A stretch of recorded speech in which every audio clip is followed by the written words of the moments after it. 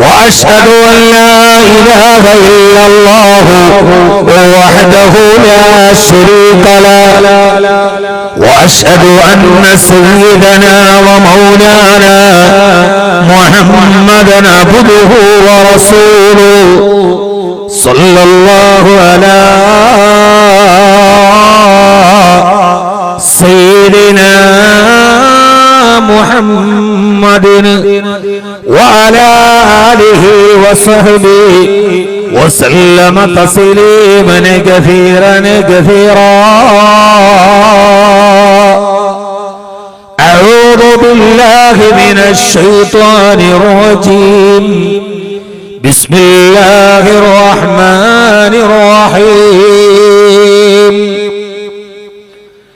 إذ قالت الملائكة يا مريم إن الله اصطفاك وطهرك واصطفاك على نساء العالمين. صدق الله مولانا العلي العظيم. وقال نبينا وحبيبنا ورسولنا وقائدنا وأسوتنا محمد صلى الله عليه وسلم: إذا صلت المرأة خمسها وصامت شهرها وحسنت فرجها وأطاعت زوجها قيل لها ادخل الجنة أي باب شئت. صدق رسوله النبي المصطفى الأمين عليه وعلى آله وأهل بيته أفضل الصلوات وأزكى التسليم.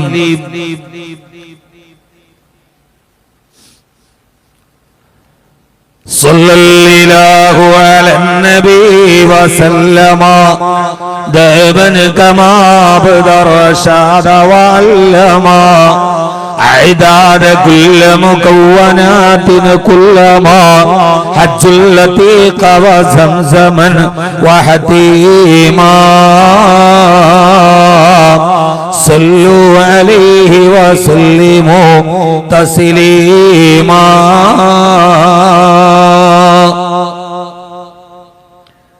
സ്നേഹ ബഹുമാനാദവും നിറഞ്ഞ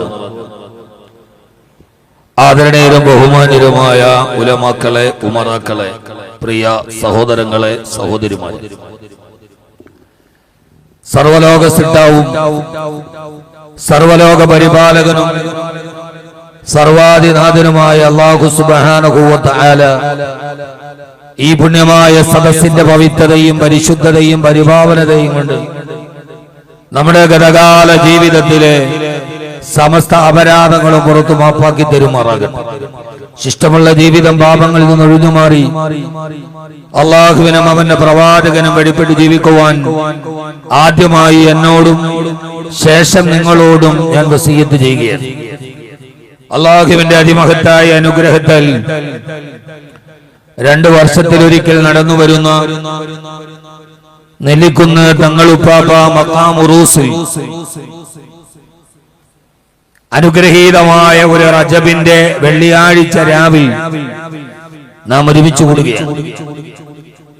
അനുഗ്രഹീതമാണ് ഈ രാത്രി.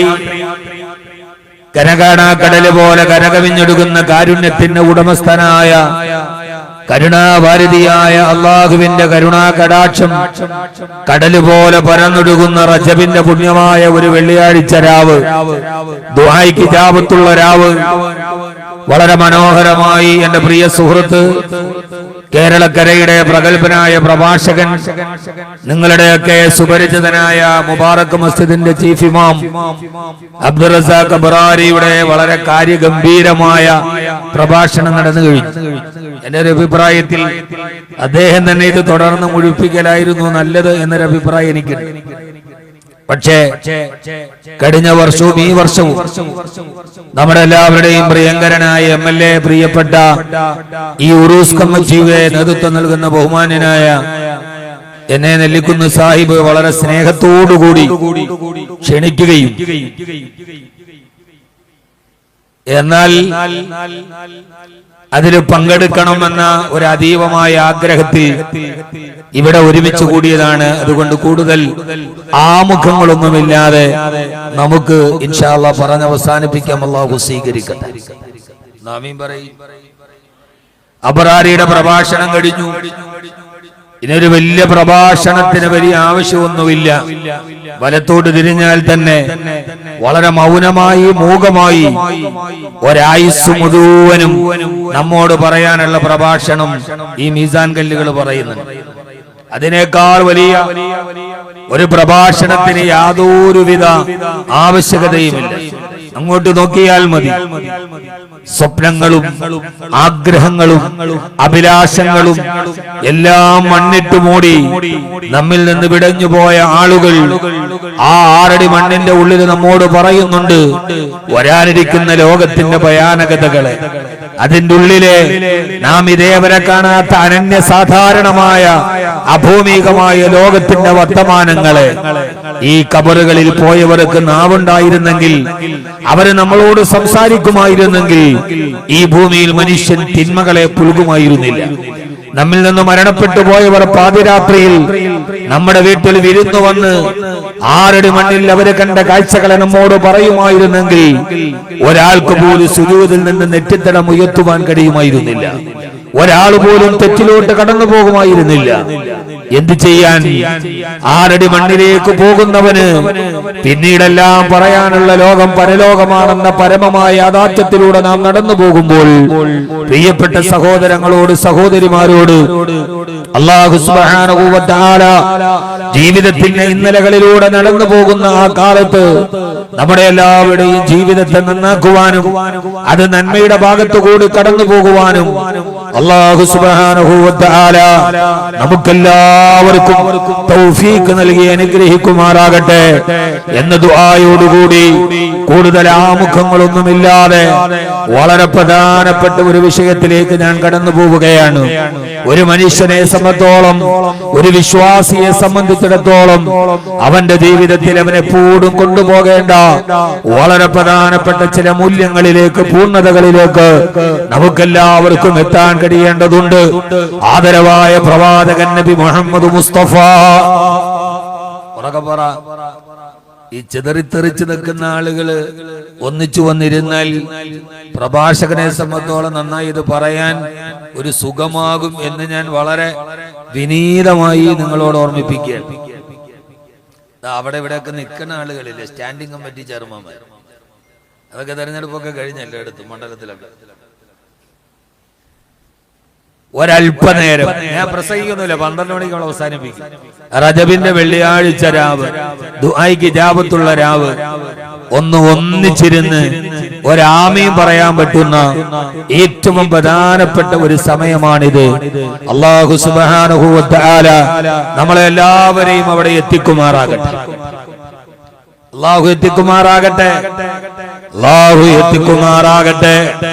ഒരു മനുഷ്യനെ സംബന്ധിച്ചോളം അവന്റെ ജീവിതത്തില് ധാരാളം ഘട്ടങ്ങളെ കടന്നു പോകുന്നുണ്ട്. നമ്മുടെ ഒരു വർഷവും കൂടി നമ്മിൽ നിന്ന് കടന്നുപോയി. 2024 നമ്മൾ എത്തി എന്ന് പറഞ്ഞാൽ അതിന്റെ ആയുസ്സിന്റെ കണക്ക് പുസ്തകത്തിൽ അള്ളാഹു എഴുതി വെച്ചത് ഓരോന്നോരോന്നായി മാഞ്ഞും മറിഞ്ഞും പോവുകയാണ് എന്നതാണ് പ്രധാനപ്പെട്ട കാര്യം.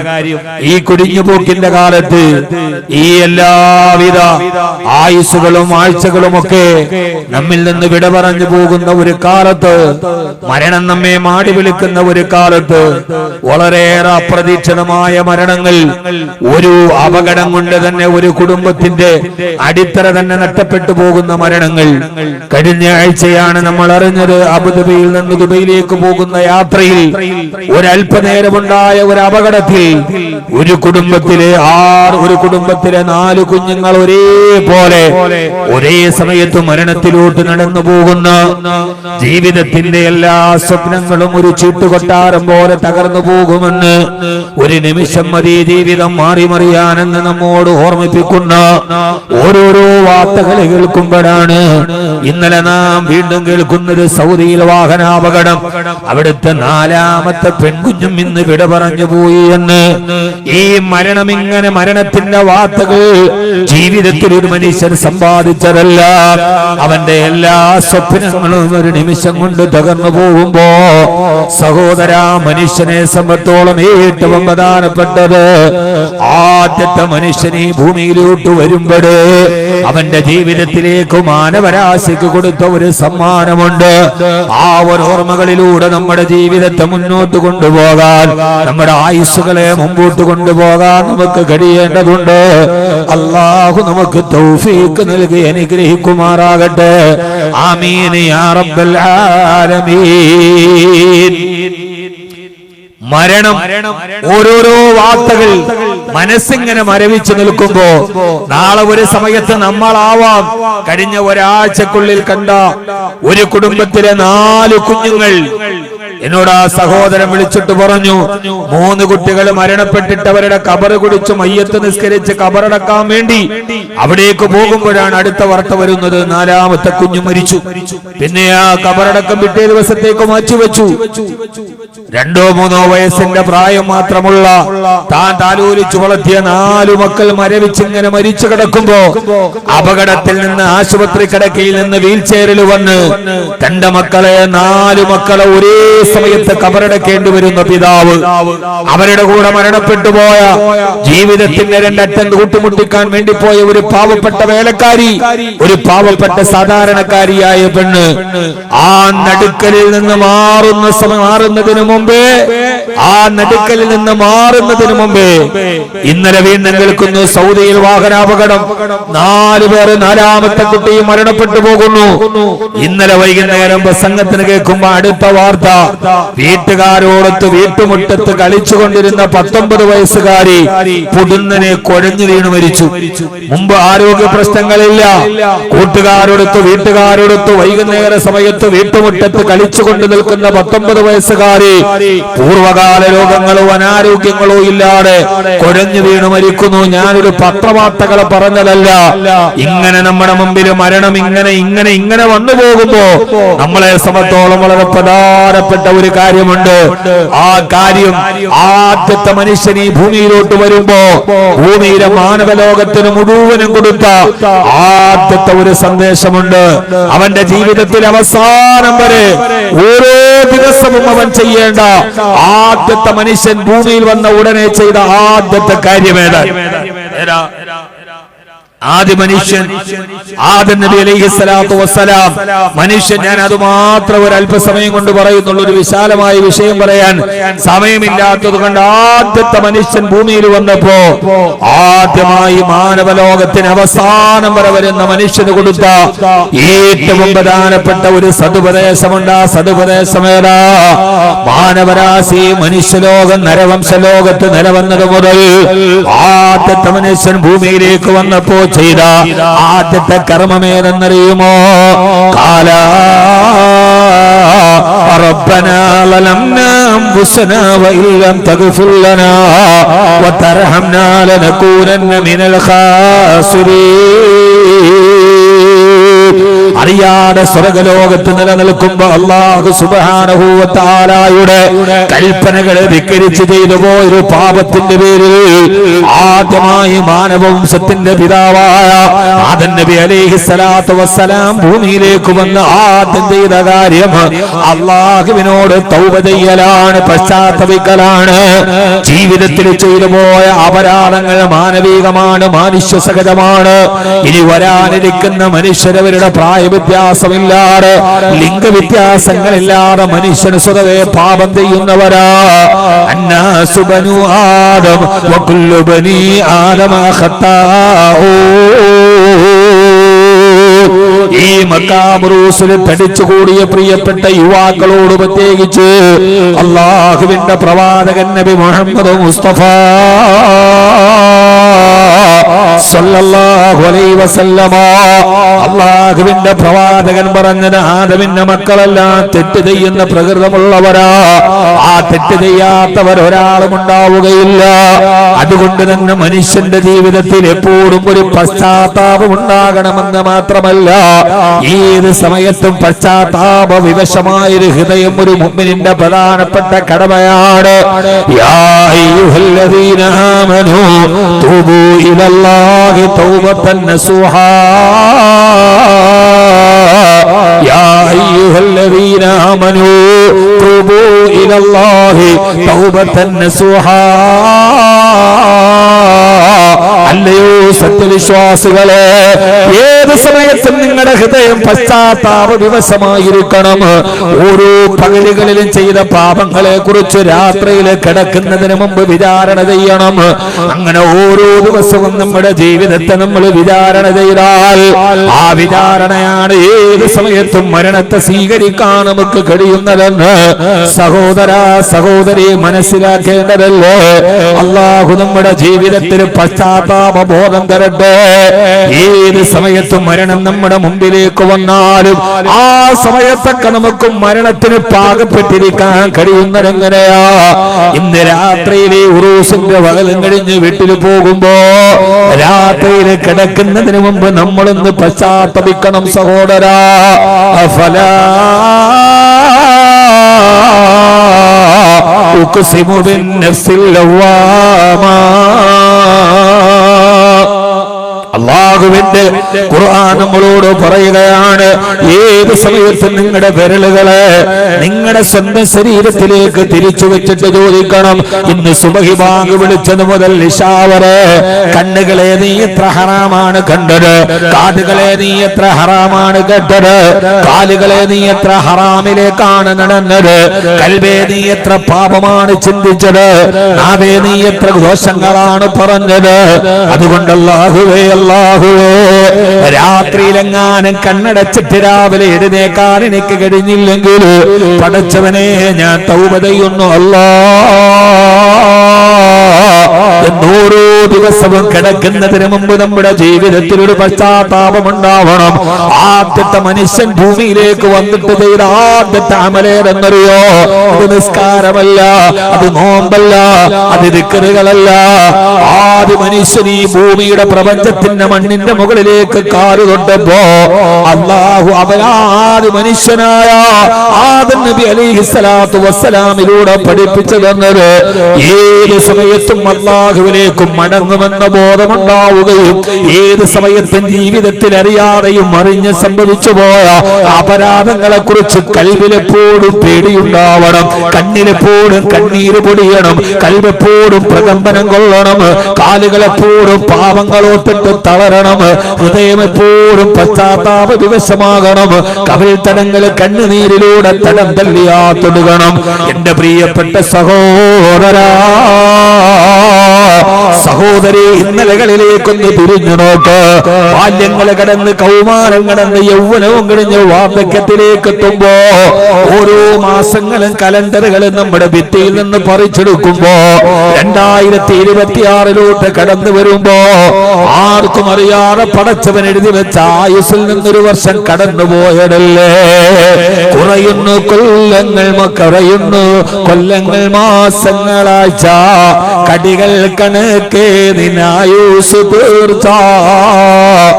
ആരായ ശുജായി മൊയ്തു മുസ്ലിയാർ പാടിയതത്ര മനോഹരമാ. കൊടിയുന്നു കൊല്ലങ്ങൾ മാസങ്ങളാഴ്ച കടികൾ കണക്കേതിന് ആയുസ് തീർച്ച.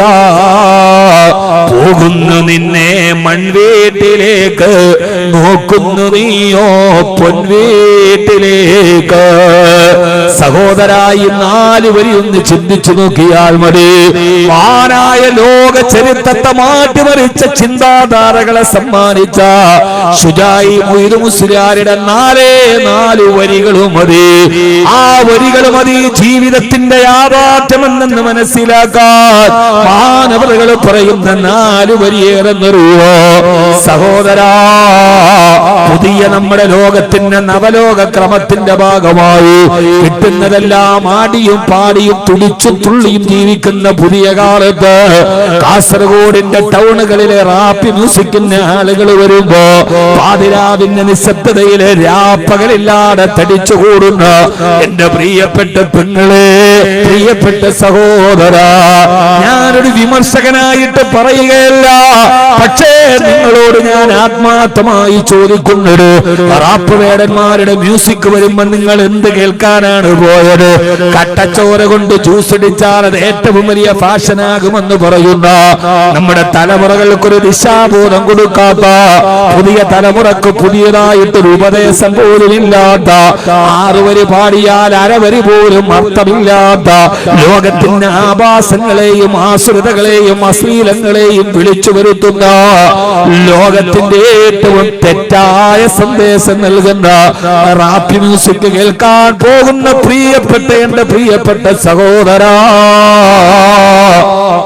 തിക്കും കൂട്ടി തിരക്കും കൂട്ടി വിട്ട് അതിലെങ്ങാനും കിടന്ന് തിക്കിലും തിരക്കിലും വിട്ടിട്ട് റൂഹ് പോയാൽ നേരെ പടച്ചവന്റെ മുമ്പിലേക്കല്ലേ പോകേണ്ടത്? നേരെ അടക്കം ചെയ്യപ്പെടേണ്ടത് ഈ 6 അടി മണ്ണിലേക്കല്ലേ? ആ ഒരു ബോധം പോലുമില്ലാതെ അർത്ഥരഹിതമായ വരികളെ കേൾക്കാൻ ആടിപ്പാടുന്ന ജനതയോട് മാനായ ശുജായി മൊയ്തു മുസ്ലിയാർ ചോദിക്കുകയാ. കഴിയുന്നു കൊല്ലങ്ങൾ മാസങ്ങളാഴ്ച കടികൾ കണക്കേതിനായുസ് തീർച്ച. ഓനെ ഒരു കൊല്ലവും ഒരാഴ്ചയും ഒരു വർഷവും കലണ്ടറിൽ നിന്ന് മാറുമ്പോ കടികാലത്തിന്റെ സൂചി മുന്നോട്ട് പോകുന്നത് പോലെ, ആ സൂചി പിന്നോട്ട് തിരിച്ചു വരാത്തതുപോലെ അല്ലാഹു തന്ന ആയുസ് ഇങ്ങനെ കൊഴിഞ്ഞു പോവുകയല്ലേ? ഓരോ ദിവസവും കടന്നു പോകുമ്പോ നോക്കുന്നു നിന്നെ മൺവീട്ടിലേക്ക്. പള്ളിക്കാട്ടിലെ മൺചെടികൾ മൈലാഞ്ചി ചെടികൾ നിന്നെ ഇങ്ങനെ കൊതിക്കുമ്പോ നോക്കുന്നു നീയോ പൊൻവീട്ടിലേക്ക്. നിന്റെ കണ്ണുകൾ എവിടേക്കാണ്? നിന്റെ കാതുകൾ എവിടേക്കാണ്? സ്വർണത്തിന്റെ ശബരിമയിലും കൊട്ടാരത്തിന്റെ ആഡംബരത്തിലും നിന്റെ ഹൃദയം ഒടുക്കി നിൽക്കുമ്പോ യഥാർത്ഥത്തിൽ നിന്നെ വിളിക്കുന്നത് മൺവീട്ടിലേക്കല്ലേ? യഥാർത്ഥത്തിൽ നിന്നെ വിളിക്കുന്നത് മൺവീട്ടിലേക്കല്ലേ? അതുകൊണ്ട് ഓരോ ദിവസവും പടച്ചവൻ ഇഷ്ടപ്പെട്ടതാവണം, ഓരോ ദിവസവും അല്ലാഹുവിന് പൊരുത്തപ്പെട്ടതാവണം. ആദരവായ പ്രവാചകൻ നബി മുഹമ്മദ് മുസ്തഫ സല്ലല്ലാഹു അലൈഹി വസല്ലമക്ക് ഏറ്റവും ഇഷ്ടപ്പെട്ട സുന്നത്തിലൂടെ നമ്മുടെ ജീവിതം കടന്നു പോകണം. ഒരു ദിവസം പോലും നിസ്കാരം കളാകുന്ന ഒരു ദിവസം നമ്മുടെ ആയുസ്സിലുണ്ടാവരുത്. ഹബീബിന്റെ സുന്നത്തില്ലാത്തൊരു ദിവസം നമ്മുടെ ജീവിതത്തിൽ ഉണ്ടാവരുത്. ഈ ഉറൂസ്, ഈ പാറപ്പുറത്ത് ഇങ്ങനെ മാനവതകളുടെ മുമ്പിൽ ഇങ്ങനെ നമ്മൾ ഒരുമിച്ച് കൂടുമ്പോ അവരെയൊക്കെ പോലെ നമ്മൾ ജീവിതത്തിലാവണം. ഈ ഉറൂസിൽ ഓരോ ഉറൂസിലും നമ്മൾ തീരുമാനമെടുക്കണം. നാളെ പടച്ചവന്റെ മുമ്പിൽ നമ്മൾ പോകുമ്പോ ഉറൂസിൽ നമ്മൾ കത്തിച്ച ബൾബുകളുടെ എണ്ണത്തിന്റെ പേരിലല്ല പ്രതിഫലം കിട്ടുക. നമ്മുടെ ഈ കമനീയമായ ആഘോഷത്തിന്റെ പേരിലല്ല, ചായവും ചമൽക്കാരവും ചേർന്ന ഈ മിന്നിത്തിളങ്ങുന്ന വർണ്ണപ്രപഞ്ചത്തിലല്ല. ഓരോ ഉറൂസിലും പങ്കെടുത്തിട്ട് നീന് ഞാൻ നിസ്കാരം ഒരു വക്കത്ത് കളാക്കില്ല. അല്ലാഹുവേ, എന്റെ ബാല്യം പോയി, കൗമാരം പോയി, യൗവനവും പോയി, വാർദ്ധക്യവും പോയി, നിനക്ക് വേണ്ടി ഞാൻ എന്ത് ചെയ്തു അല്ലാ? ഒന്ന് കണക്കെടുക്ക ചെറുപ്പക്കാരാ. നമ്മൾ മുസ്ലിമാണെന്ന് പറഞ്ഞ് ജീവിച്ചിരുന്നിട്ട് കഴിഞ്ഞുപോയൊരായുസെടുത്തിട്ട് പടച്ചവന്റെ പരലോകത്ത് മീസാനത്തെ ത്രാസിൽ നമ്മൾ തൂക്കി നോക്കുമ്പോ നമുക്ക് അല്ലാഹുവിന് വേണ്ടി ചെയ്യാൻ കഴിഞ്ഞതെന്താ? പടച്ചവന്റെ ദീനിനു വേണ്ടി നമ്മൾ കൊടുത്ത സംഭാവനകൾ എത്രയാ? ഉഹദിന്റെ രണാങ്കണത്തിലെ ഹംസത്തുൽ കർറാർ റളിയല്ലാഹു തആല അൻഹുവിന്റെ ചിതറിച്ചെറിച്ച കുടൽമാലകളും ചവച്ചുതുപ്പിയ കരളുമൊക്കെ കൊടുത്തിട്ട് ജീവിച്ചെടുത്ത ഖുബൈബ് ഇബ്നു അദീ റളിയല്ലാഹു തആല തൂക്കുമരത്തിൽ കിടന്ന് ജീവൻ കൊടുത്തിട്ട് നമുക്ക് കൈമാറി തന്ന മഹാനായ സയ്യിദ് റളിയല്ലാഹു അൻഹുവിന്റെ കൈകാലുകൾ വെട്ടിമുറിക്കപ്പെട്ടിട്ട് നമുക്ക് കൈമാറി തന്ന ബദറിലും ഉഹദിലും ഖന്തക്കിലും ഖൈബറിലും സഹാബാക്കൾ പട്ടിണി കിടന്ന മഹാനായ അബൂബക്കർ റളിയല്ലാഹു അൻഹു പറയുന്നുണ്ട്, ശുബൈ അബൂ താലിബിന്റെ മലഞ്ചെരുവിലെ പട്ടിണി കിടന്നത് അല്ലാഹുവിന്റെ ദീനിനു വേണ്ടിയാ. ആ ദീനിനു വേണ്ടി പട്ടിണി കിടന്നപ്പോ ഭക്ഷണം കഴിക്കാതെ ഞങ്ങളന്ന് കാട്ടിച്ചിരുന്നത് ആടുകൾ കാട്ടം പോലെയാണ്. ഞങ്ങളുടെ കാട്ടത്തിൽ ഉണങ്ങിയ ഇലകളും മരത്തിന്റെ ഇലകളുടെ അവശിഷ്ടമല്ലാതെ മറ്റൊന്നിന്റെയും എന്റെ ഹബീബിന്റെയും എന്റെ ഹബീബ് നബി മുഹമ്മദ് മുസ്തഫ സല്ലല്ലാഹു അലൈഹി വസല്ലമയുടെ കാട്ടത്തിൽ പോലും ഉണക്കയിലകളായിരുന്നു കണ്ടിരുന്നെന്ന് പറയുമ്പോ സിദ്ദീഖുൽ അക്ബർ റളിയല്ലാഹു തആല പട്ടിണി കിടന്നതെന്തിനാ? ആരാ സിദ്ദീഖുൽ അക്ബർ എന്നറിയോ? ഒരു മാസം 25,000 ദീനാർ വിറ്റുവരവുണ്ടായിരുന്നു. മക്കയിലെ കോടീശ്വരനായ സിദ്ദീഖ് റളിയല്ലാഹു അൻഹു പട്ടിണി കിടന്നതെന്തിനാ?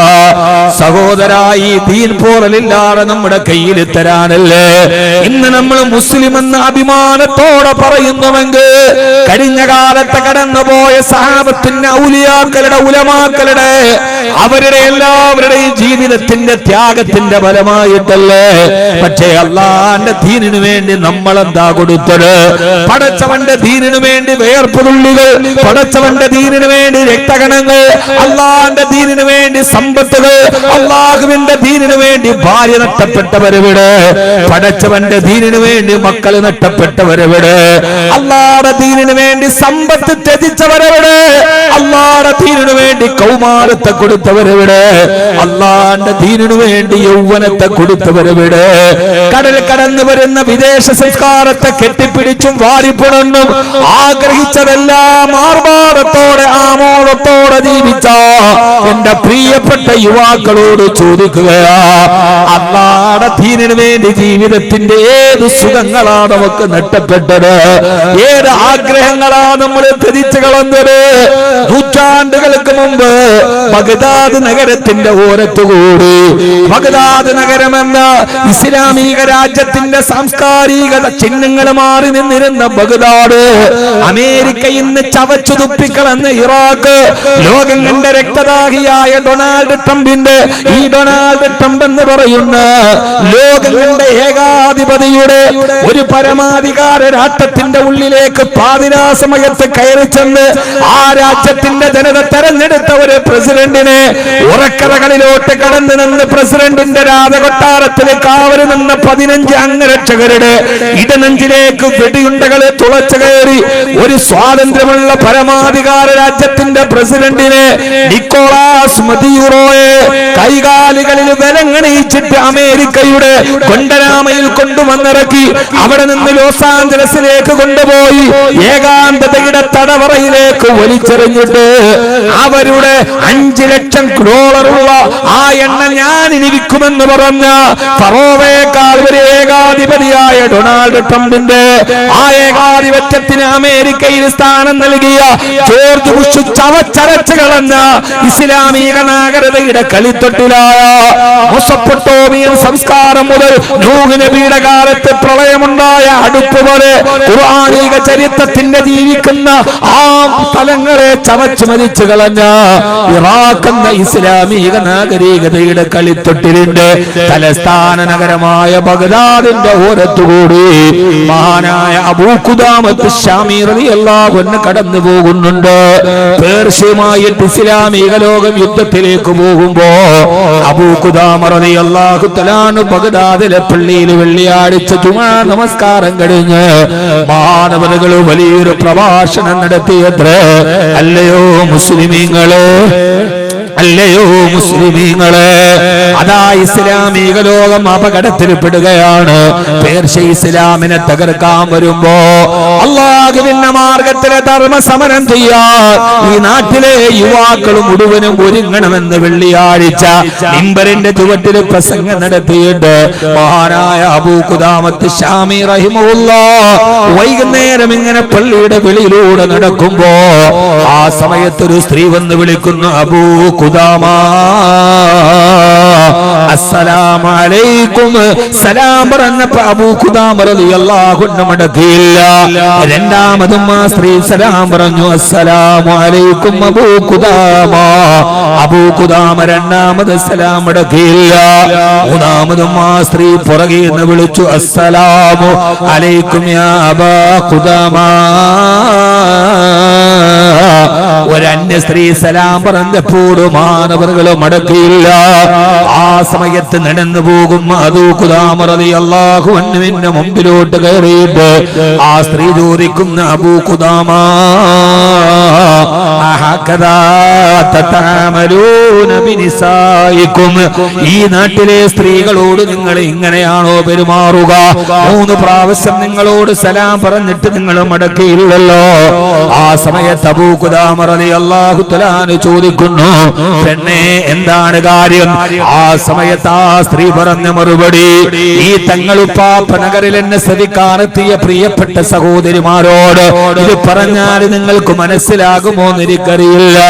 ചുരുക്കുന്ന കള്ളും മയക്കും കറുപ്പും അടിഞ്ഞാട്ടമാടി തെറിക്കുന്ന പെണ്ണും ചലച്ചിത്ര നീല പടർപ്പിൻ കൊടുപ്പും ചിദാനന്ദലെത്തിക്കും മറ്റെന്തു വേണം എന്ന ആട്ടവും പാട്ടവുമായി ഈ സമുദായത്തിന് നേതൃത്വം പകരേണ്ട, കുടുംബത്തിന് ധാർമ്മികത പകർന്നു കൊടുക്കേണ്ട വൃദ്ധരായ ഉമ്മമാര് പോലും ആറാടുന്ന ഒരു സോഷ്യൽ മീഡിയയുടെ ലോകത്ത് സഹോദരാ സഹോദരി ആ സ്ത്രീ പറയാണ്, അബൂ ഖുദാമ നിങ്ങൾ ഇന്ന് വെള്ളിയാഴ്ച ഇവിടെ വെച്ച് നിങ്ങൾ പ്രഭാഷണം നടത്തിയല്ലോ. അല്ലാഹുവിന്റെ ദീനിനു വേണ്ടി ധർമ്മസമരത്തിന് ഇറങ്ങണമെന്ന് നിങ്ങൾ പറയുമ്പോ അല്ലാഹുവിന്റെ ദീനിനു വേണ്ടി തരാൻ സ്ത്രീകളായ ഞങ്ങൾക്ക് കഴിയില്ലല്ലോ. ധർമ്മസമരത്തിൽ പങ്കെടുക്കാൻ കഴിയില്ലല്ലോ. പടച്ചവന്റെ പരിശുദ്ധമായ ദീൻ അപകടത്തിലാവുമ്പോ ആ ദീനിനു വേണ്ടി ഒന്നും ചെയ്യാതെ വീട്ടിലിരിക്കുന്നത് എങ്ങനെയാണ്? അബൂ ഖുദാമ ഇത് നിങ്ങൾ സ്വീകരിക്കണേ എന്ന് പറഞ്ഞ് ആ സഹോദരി ഒരു പൊതി അബൂ ഖുദാമ റളിയല്ലാഹു അൻഹുവിന്റെ കയ്യിൽ കൊടുക്കുമ്പോ അബൂ ഖുദാമ അത് തുറന്നു നോക്കുമ്പോ ആ പ്രിയപ്പെട്ട സഹോദരിയുടെ മുടിക്കെട്ടാണത് വളരെ ഭംഗിയായി രണ്ടായി മെടന്നിട്ട് ഇതെന്നെ മുടിക്കെട്ടാണ്. രണ്ടായി മനോഹരമായി വകഞ്ഞൊതുക്കി വെച്ചിരിക്കുന്ന മുടിക്കെട്ടുണ്ടല്ലോ, പിന്നിയ മുടി, അത് മുറിച്ചെടുത്തിട്ട് അബൂ ഖുദാമയുടെ കയ്യിൽ കൊടുക്കുകയാ. എന്റെ പ്രിയപ്പെട്ട സഹോദരി, ഒരു സ്ത്രീയുടെ ഏറ്റവും വലിയ അലങ്കാരം അവളുടെ കേശാലങ്കാരമല്ലേ? അവളുടെ ഈ നിതംബം വരെ താഴ്ന്നു കിടക്കുന്ന മുടി എത്ര മനോഹരമാണ്, എത്ര കമനീയമാണ്, എത്ര അലങ്കൃതമാണ്, എത്ര ചാരിതാർത്ഥ്യമാണ് അവൾക്ക്. അവളുടെ ആത്മവിശ്വാസമാണ്. ഒരു സ്ത്രീ പൊന്നുപോലെ സൂക്ഷിക്കുന്നത് അവിടെ മുടിയല്ലേ? മുടിയൊന്ന് കുളി കഴിഞ്ഞിട്ട് ചീപ്പ് കൊണ്ടൊന്ന് വാർന്നെടുക്കുമ്പോ 10 മുടിയെങ്ങാനും കൊഴിഞ്ഞു പോയാൽ നമുക്കെന്ത് ബുദ്ധിമുട്ടും വിഷമമാ.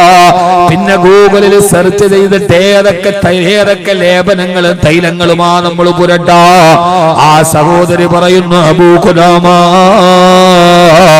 ഇത് ഞാൻ രണ്ടായി പിന്നിട്ട് എന്റെ മുടിയാണ്.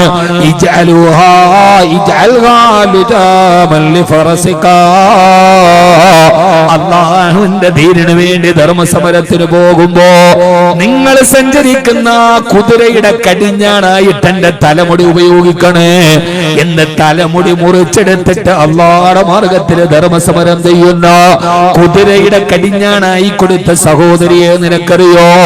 എന്റെ പ്രിയപ്പെട്ട മങ്ങളെ, സുസ്മിദാസനും ലാറാദത്തെ യുക്താമുഖയുടെയും ജീവിതചരിത്രങ്ങൾ പഠിക്കുന്ന ബോളിവുഡിന്റെയും സിനിമാ താരങ്ങളുടെ പിന്നാമ്പുറങ്ങളുടെ അപസർപ്പക കഥകൾ കേൾക്കുന്ന സോഷ്യൽ മീഡിയയിൽ ഏറ്റവും കൂടുതൽ ഫോളോവേഴ്സ് ഉള്ളവരെ പിന്തുടരുന്ന അതിന് പുതിയ പുതിയ മാർഗങ്ങൾ കണ്ടെത്തുന്ന റിസർച്ചിൽ ഏർപ്പെടുത്തുമ്പോ നൂറ്റാണ്ടുകൾക്ക് മുമ്പ് അല്ലാഹുവിന്റെ ദീൻ അപകടത്തിൽ പെടുമ്പോ പുരുഷന്മാര് മുഴുവനും ധർമ്മസമരത്തിൽ പോകുന്ന നേരത്ത് സ്വന്തം മുടി മുറിച്ചിട്ട് അല്ലാഹുവിന്റെ ദീനിനു വേണ്ടി പടപൊരുതുന്ന കുതിരയില്ലേ വല്ലാദിയാതി ലബഹാ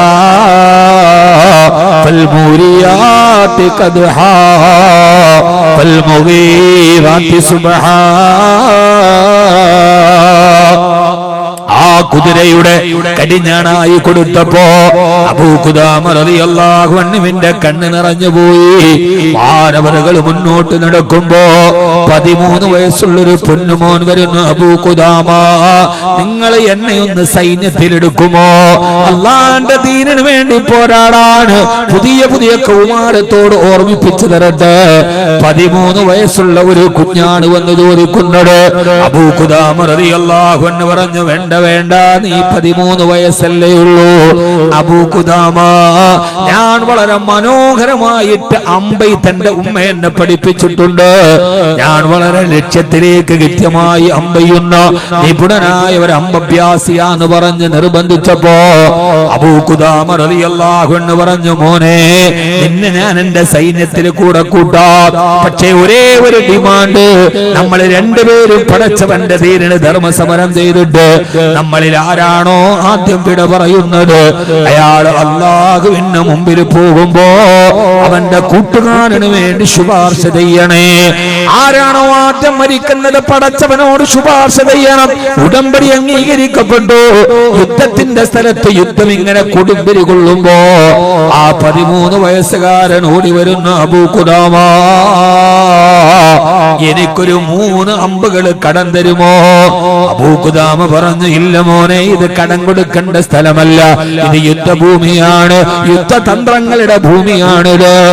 എന്റെ ലക്ഷ്യം തെറ്റിക്കാതെ മാറിപ്പോകാൻ പറയുമ്പോ ആ പൊന്നുമോൻ 3 അമ്പ് അബൂ ഖുദാമയുടെ കയ്യിൽ നിന്നെടുത്ത് എയ്യുന്നു.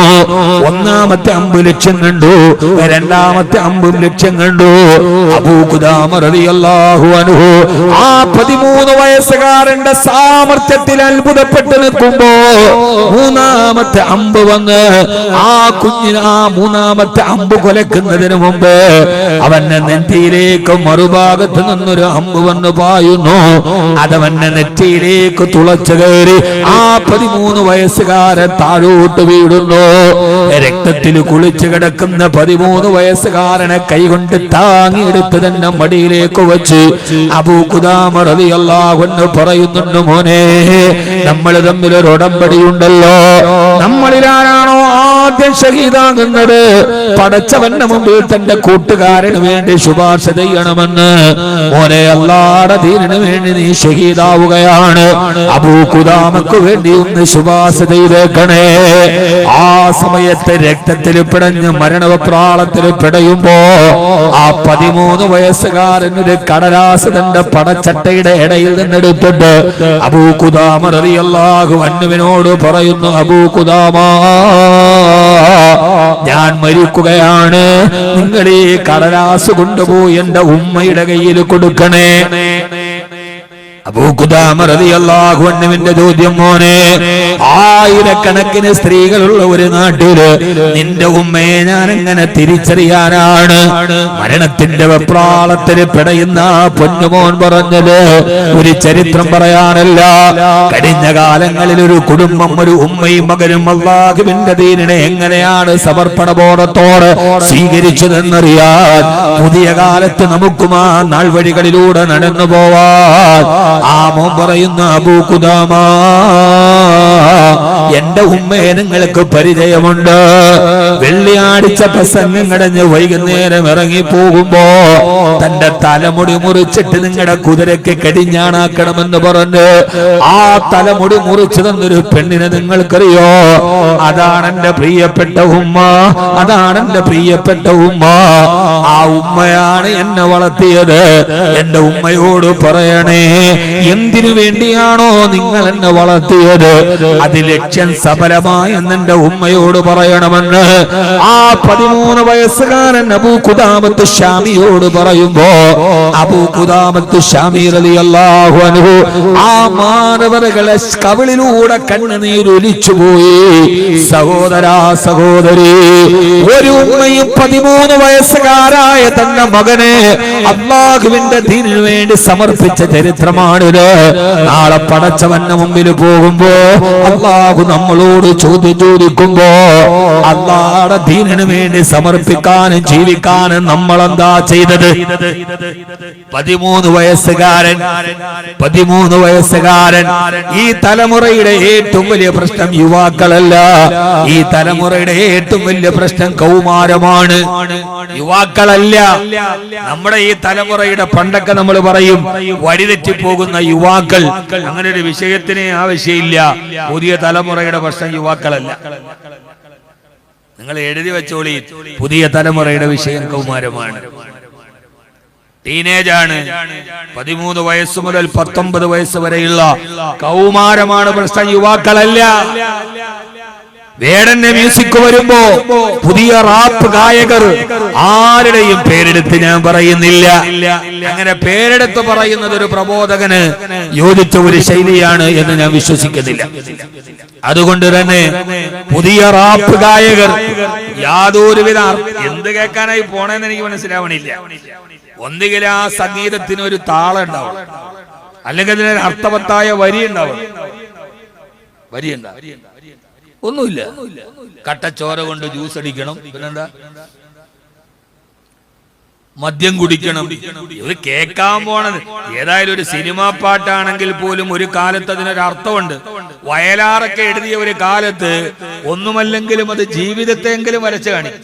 വയലാർ എഴുതുന്ന കാലത്ത് ഒരിടത്ത് ജനനം ഒരിടത്ത് മരണം, ചുമലിൽ ജീവിത ഭാരം, വഴിയറിയാതെ മുടന്തി നടക്കും വിധിയുടെ പെരുമൃഗങ്ങൾ എന്ന് വയലാർ എഴുതുമ്പോ അതിനകത്ത് ജീവിതമുണ്ട്. ഇതിന് അതുമില്ല. ഞാൻ അത് അഫ്ളലാണെന്നും ഇത് അക്ബാഹാണെന്നും അല്ല ഈ പറഞ്ഞു വരുന്നത്. എന്തെങ്കിലും ഒന്നുണ്ടെങ്കിൽ എന്ത് കേൾക്കാനാ പോയത്?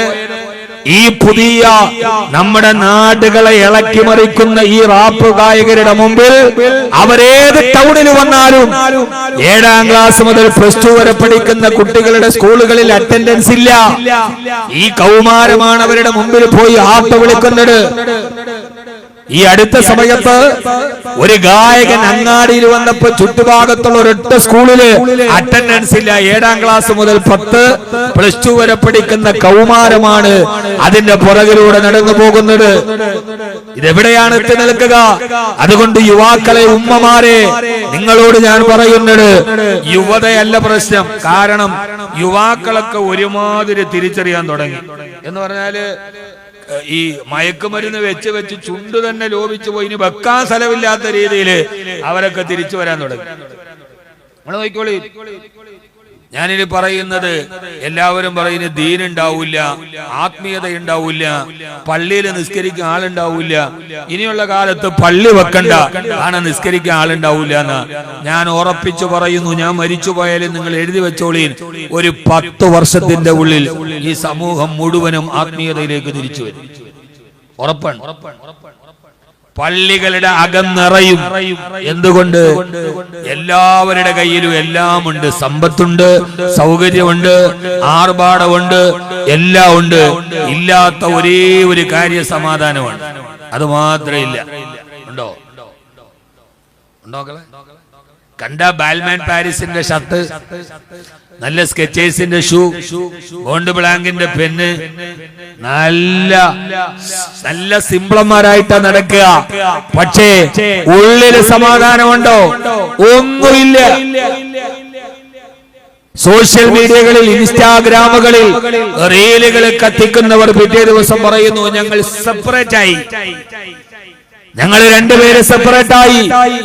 ഇൻസ്റ്റാഗ്രാമുകളിൽ മില്യൺ കണക്കിന് ഫോളോവേഴ്സ് ഉള്ളവർ, മോട്ടിവേഷൻ നടത്തിയവർ, തകർന്നു പോകുന്ന ദാമ്പത്യത്തെ എങ്ങനെ നേരെയാക്കാമെന്ന് ക്ലാസ് എടുത്തവർ, അവര് മുതൽ സകലമായ ആളുകളും അവരുടെ റീൽസ് കണ്ടിട്ടാണ് നമ്മളൊക്കെ നമ്മുടെ വീട്ടിൽ പ്രസിഡന്റായത്. പണ്ടൊരു വലിയ നേതാവ്, ഞാൻ ആ പേരൊന്നും പറയണില്ല, അദ്ദേഹം ആയപ്പോ പിറ്റേ ദിവസം വനിതാ മാഗസിനിൽ അദ്ദേഹത്തിന്റെയും ഭാര്യയുടെയും ഒരു വലിയ ഫീച്ചർ വന്നു.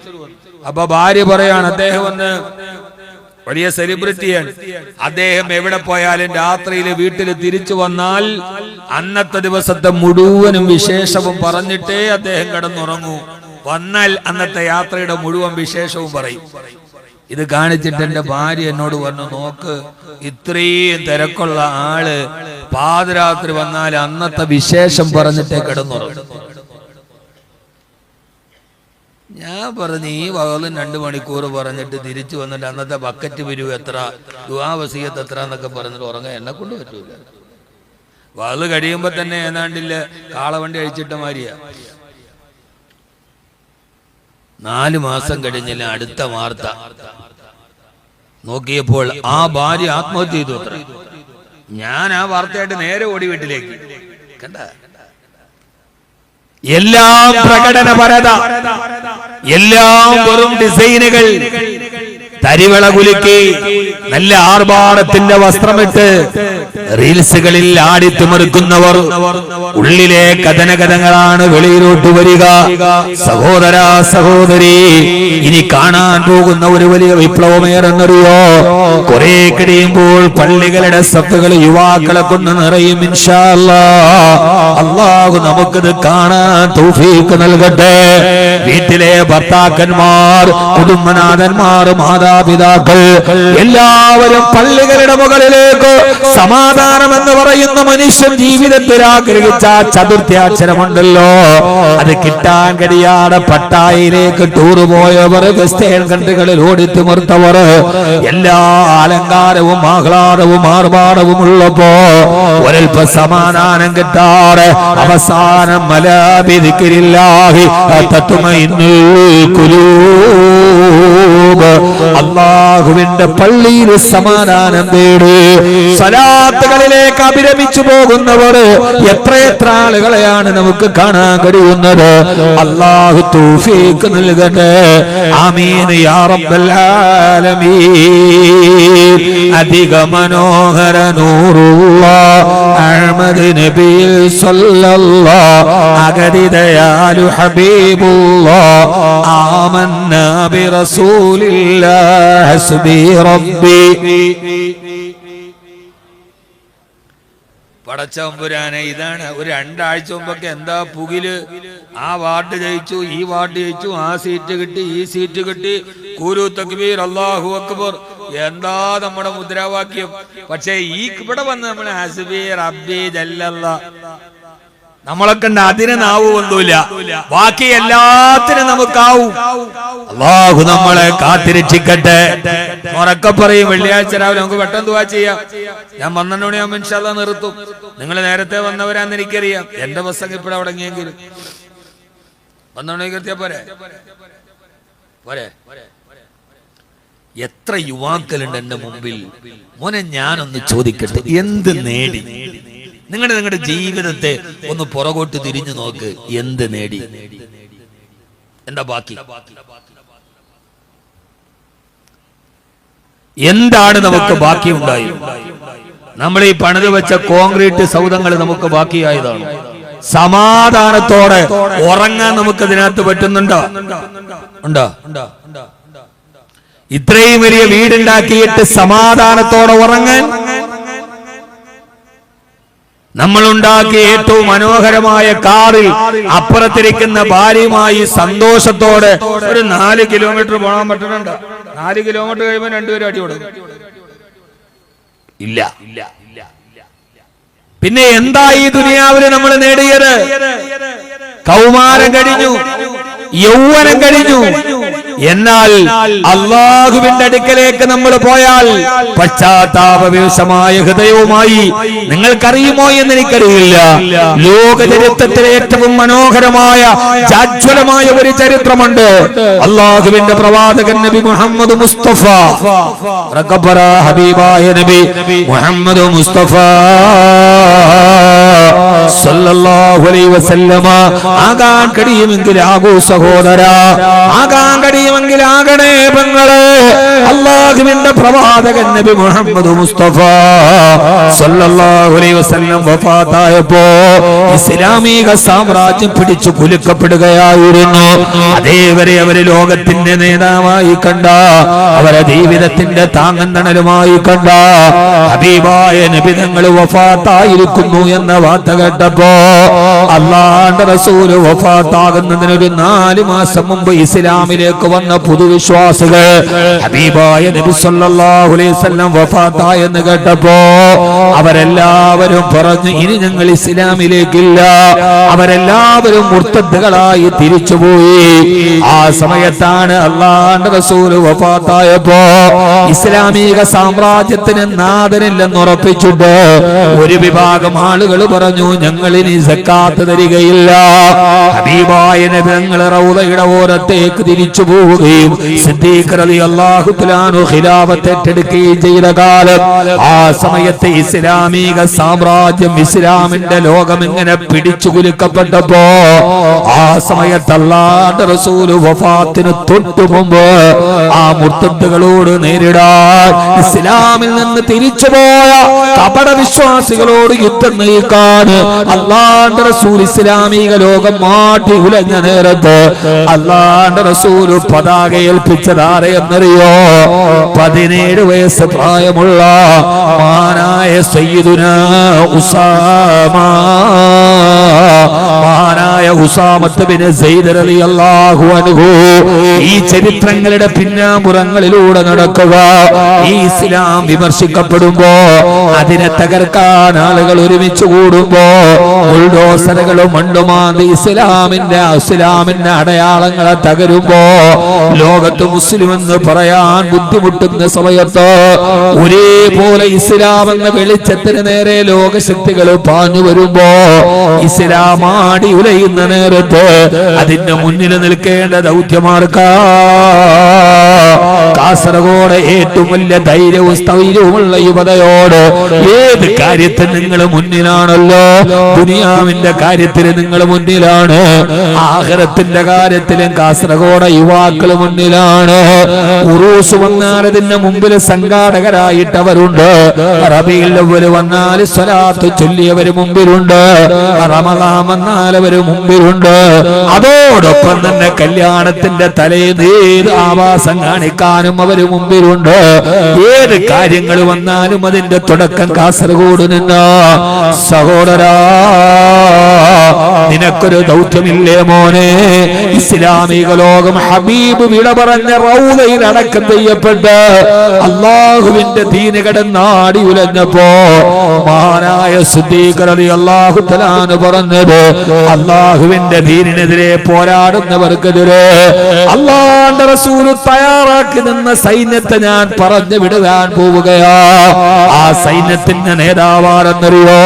അന്ന് 17 വയസ്സ് മാത്രം പ്രായമുള്ള, അല്ലെങ്കിൽ 19 വയസ്സ് പ്രായമുള്ള, ഒരു ഡിഗ്രിക്ക് പഠിക്കുന്ന കുട്ടിയുടെ പ്രായമുള്ള മഹാനായ ഉസാമത്ത് ബിൻ സെയ്ദ് റളിയല്ലാഹു തആല അൻഹു. ആരായ 19 വയസ്സുകാരന്റെ പുറകില് 30,000-ഓളം വരുന്ന സഹാബത്തുകൾ പുറകിൽ നിൽക്കുന്നുണ്ട്. അതിന്റെ പുറകിൽ നിൽക്കുന്നവരാരാ? മഹാനായ സിദ്ദീഖ് റളിയല്ലാഹു അൻഹു, മഹാനായ ഫാറൂഖ് റളിയല്ലാഹു അൻഹു, ഖാലിദ് ബിൻ വലീദ് റളിയല്ലാഹു അൻഹു. 19 വയസ്സുള്ള ഉസാമ കൊടി പിടിച്ചു മുമ്പിൽ പോകുമ്പോ തൊട്ടു പുറകിൽ 61 വയസ്സുകാരനായ സിദ്ദീഖുൽ അക്ബർ റളിയല്ലാഹു അൻഹു ഉണ്ട്, ഫാറൂഖ് റളിയല്ലാഹു തആല അൻഹു ഉണ്ട്. ആ സമയത്ത് മദീനയുടെ അതിർത്തിയിലേക്ക് ഉസാമ റളിയല്ലാഹു അൻഹു കുതിരപ്പുറത്ത് പോകുമ്പോ മഹാനായ സിദ്ദീഖ് റളിയല്ലാഹു അൻഹു ആ കുതിരയുടെ കടിഞ്ഞാണും പിടിച്ച് നടന്നു പോകവേ 19 വയസ്സുള്ള ഉസാമ പറയുന്നുണ്ട്, യാ ഖലീഫത്ത റസൂലില്ലാഹ്, ഒന്നുകിൽ നിങ്ങൾ കുതിരപ്പുറത്ത് കയറണേ, ഞാൻ താഴെ ഇറങ്ങാം. അല്ല മോനെ, അല്ല, നീയാണ് സേനാനായകന്, നീയാണ് പതാകവാഹകന്, നീ കുതിരപ്പുറത്തിരുന്നോളൂ. ഒട്ടകത്തിന്റെ കടിഞ്ഞാണും പിടിച്ചു നടന്നു പോകുമ്പോ പുറകിൽ 30,000-ഓളം വരുന്ന അക്കാബറുകളായ സഹാബത്ത് ഒരു 19 വയസ്സുകാരന്റെ പുറകില് അടിയുറപ്പിച്ച ദീനാണിത്. 19ാമത്തെ വയസ്സിൽ അല്ലാഹുവിന്റെ ദീനിന്റെ പതാകയും പിടിച്ചു പോയ ഉസാമ ഇബ്നു സയ്യിദ് റളിയല്ലാഹു തആല അൻഹു അവസാനം സിദ്ദീഖ് റളിയല്ലാഹു അൻഹു ചോദിക്കുന്നുണ്ട്, ഉസാമ, എന്റെ പ്രിയപ്പെട്ട ഉസാമ, നിന്റെ പുറകില് പതാകയും പിടിച്ച് ഉമർ നടക്കുന്നുണ്ട്, പക്ഷേ ഞാൻ നിന്നോടൊരു കാര്യം ചോദിക്കട്ടെ, ഈ മദീനയില് ഞാൻ ഒറ്റയ്ക്കാകുമ്പോ മുഴുവൻ സഹാബത്തും യുദ്ധത്തിന് പോകുമ്പോ ഉസാമ, നീ ആ ഉമറിനെ കൂടെ എനിക്കൊന്ന് സഹായിയായിട്ട് തരുമോ? ഉസാമ, ആരാ പറയുന്നതെന്നറിയോ? അല്ലാഹുവിന്റെ റസൂലിന്റെ രണ്ടാമത്തെ ഖലീഫ, താനിയതിനൈനി, ഖുവൈലെ രണ്ടാമത്തെ ആൾ, സാഹിബ് റസൂലില്ലാഹ്, ഹബീബായ നബി തങ്ങളുടെ സഹവാസി. ഈ നെല്ലിക്കുന്ന് പള്ളിയിൽ നാളെ ഖുത്ബ ഓതുന്ന സമയത്ത് രണ്ടാമത്തെ ഖുത്ബയിലൂതില്ലേ, അഫ്ളലുൽ ബശരി ബഅദൽ അംബിയാഇ ബിത്തസ്ദീഖ്, ഹബീബായ നബി സല്ലല്ലാഹു അലൈഹി വസല്ലം കഴിഞ്ഞാൽ ലോകത്തിലെ അഫ്ളലുൽ ബശറായ സിദ്ദീഖ് റളിയല്ലാഹു അൻഹു 19കാരനോട് ചോദിക്കുകയാ, നീ ഒന്ന് അനുമാനം തന്നാൽ ഉമറിനെ ഇവിടെ നിർത്താമല്ലോ? ആധുനിക കോലത്തിന്റെ ഏകാധിപത്യത്തിന്റെ രാജാക്കന്മാരെ കണ്ടുപിടിക്കട്ടെ. സമകാലീന രാഷ്ട്രീയ നേതാക്കൾക്ക് മനസ്സിലാക്കാൻ കഴിയാത്തത്, വായ തുറന്നാൽ വർഗീയത പറയുന്ന, വർഗീയതയുടെ രാജാക്കന്മാരെ കൂടെ കൂട്ടുന്ന, ആ വർഗീയതയെ എതിർക്കേണ്ടവർ തന്നെ അതിന് പിന്തുണ നൽകുന്ന പുതിയ കാഴ്ചകൾ കാണുമ്പോ ഒരു ഭരണാധികാരി ആരായിരിക്കണം? എന്റെ രാജ്യത്തിന്റെ പ്രജകളെ വിഭജിക്കരുതെന്ന്, വർഗീയത പറയരുതെന്ന്, ജാതി പറയരുതെന്ന് പറയേണ്ടവനല്ലേ ഭരണാധികാരി? സഹോദര സഹോദരി, ആ വർഗീയതക്ക് കൊണ്ടുപിടിക്കുക മാത്രമല്ല, ഈ രാജ്യത്തിന്റെ ഏറ്റവും വലിയ ന്യൂനപക്ഷ സമുദായത്തെ ഏറ്റവും വലിയ രീതിയിൽ അധിക്ഷേപിക്കുന്നവരെ ന്യായീകരിക്കുന്ന ഭരണാധികാരികളുടെ മുമ്പിൽ എന്തിനാണ് ഭരണാധികാരിയെ കുറിച്ച് പറയുന്നത്? 1400 വർഷങ്ങൾക്ക് മുമ്പ് മദീനത്തെ പള്ളിയുടെ മിഹ്റാബിൽ കയറിയിരുന്ന് ഉമർ റളിയല്ലാഹു തആല അൻഹു പൊട്ടിക്കരയുന്നുണ്ട്. എന്തിനാണ് ഉമറെ കരയുതെന്ന് ചോദിച്ചപ്പോ മഹാനായ ഉമർ റളിയല്ലാഹു തആല അൻഹു പറഞ്ഞത്, ഉമറിന്റെ ഭരണാധികാരത്തിന് അതിർത്തി നേടുന്ന ആ ദിജ്ലാ നദിയുടെ തീരത്തുകൂടി, ആ ദിജ്ലാ നദിയുടെ തീരത്ത് ഉമറിന്റെ രാജ്യത്തിന് അതിർത്തി പങ്കെടുക്കുന്ന ഇറാഖിന്റെ അങ്ങേറ്റത്തുള്ള ദിജ്ലാ നദിയുടെ തീരത്ത് വെള്ളമടിച്ചു വന്നിട്ട് മണ്ണ് കെട്ടുന്ന ആ കരിങ്കല്ല് കെട്ട് ദുർബലമാവുകയും ദിജ്ലാ നദീ തീരത്ത് മണ്ണിടിച്ചിലുണ്ടാവുകയും അതിലൂടെ നടന്നു പോകുന്ന ഒരു ആട്ടിൻകുട്ടി എങ്ങാനും ദിജ്ലാ നദിയിൽ വീണ് ചത്തുപോയാൽ അതിനുവേണ്ടി ഉമറിനെ അല്ലാഹു നാളെ പരലോകത്ത് പിടിച്ചു നിർത്തുകയില്ലേ? വഖിഫൂഹും മിന്നഹും മസ്ഊലൂ, നിൽക്കടാ, ചോദ്യത്തിന് ഉത്തരം പറഞ്ഞിട്ട് പോയാൽ മതി എന്ന് പറയുന്ന പരലോകത്ത് ഉമറിനെ അല്ലാഹു പിടിച്ചു നിർത്തുകയില്ലേ എന്ന് ഓർത്തിട്ട് മദീനത്തെ പള്ളിയുടെ മിഹ്റാബിൽ നിന്നിട്ട് കരയുന്ന ഭരണാധികാരി അറിയോ എന്ന് പറഞ്ഞാൽ, കേരള കർണാടക സംസ്ഥാനത്തിന് അതിർത്തി പങ്കിടുന്ന മംഗൽപാടിയില് ഏതോ ഒരു തോട്ടിന്റെ കരയിൽ മണ്ണിടിച്ചിലുണ്ടാവുകയും അതിലൂടെ നടന്നു പോകുന്ന ഒരാടതിന് വീണ് ചത്തുപോവുകയും ചെയ്തതോർത്ത് തിരുവനന്തപുരത്ത് നിയമസഭ നിയമസഭാ മന്ദിരത്തിലെ കസേരയിലിരുന്നിട്ട് മുഖ്യമന്ത്രി പൊട്ടിക്കരയുക, അങ്ങനെ ഒരു ചരിത്രത്തെ സങ്കല്പിക്കാൻ കഴിയോ? അങ്ങനെ ഒരു ചരിത്രമുണ്ടായ കാലമുണ്ട്. ആരോടാണ് ഈ പറയുന്നത്? വികസനത്തിന്റെ പേര് പറഞ്ഞ് ദേശീയപാത നിർമ്മിക്കപ്പെടുമ്പോ അതിന്റെ മണ്ണിടിച്ചിലുണ്ടായി പാവപ്പെട്ടവന്റെ മുകളിലോട്ടത് തകർന്നു വീഴുന്ന പുതിയ കാലത്തിന്റെ ഈ കെട്ടകാഴ്ചകളിൽ ഉമർ റളിയല്ലാഹു തആല അൻഹുവിനെ നിങ്ങൾക്ക് ചിന്തിക്കാൻ കഴിയുമോ?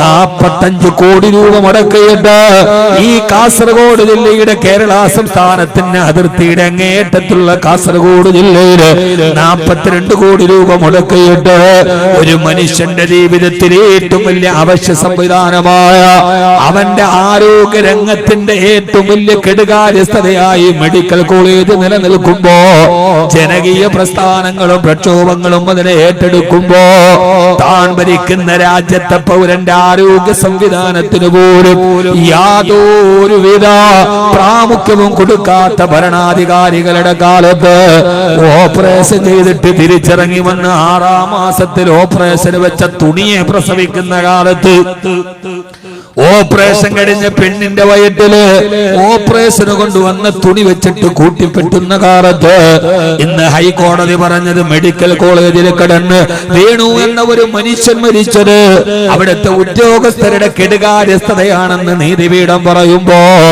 സഹോദര സഹോദരി, ആരാണ് ന്യായാധിപനെന്ന്, ആരാണ് ഭരണാധികാരി എന്ന്, ആരാണ് ഈ ലോകം ഭരിക്കേണ്ടതെന്ന് രാജാവായ സിദ്ദീഖ് റളിയല്ലാഹു അൻഹു 19 വയസ്സുകാരനോട് താണുകീണ് ചോദിക്കുന്നു, ഉമറിനെ ഈ ലോകത്തുനിന്ന് മദീനയിൽ വിട്ടിട്ട് പോകുമോ?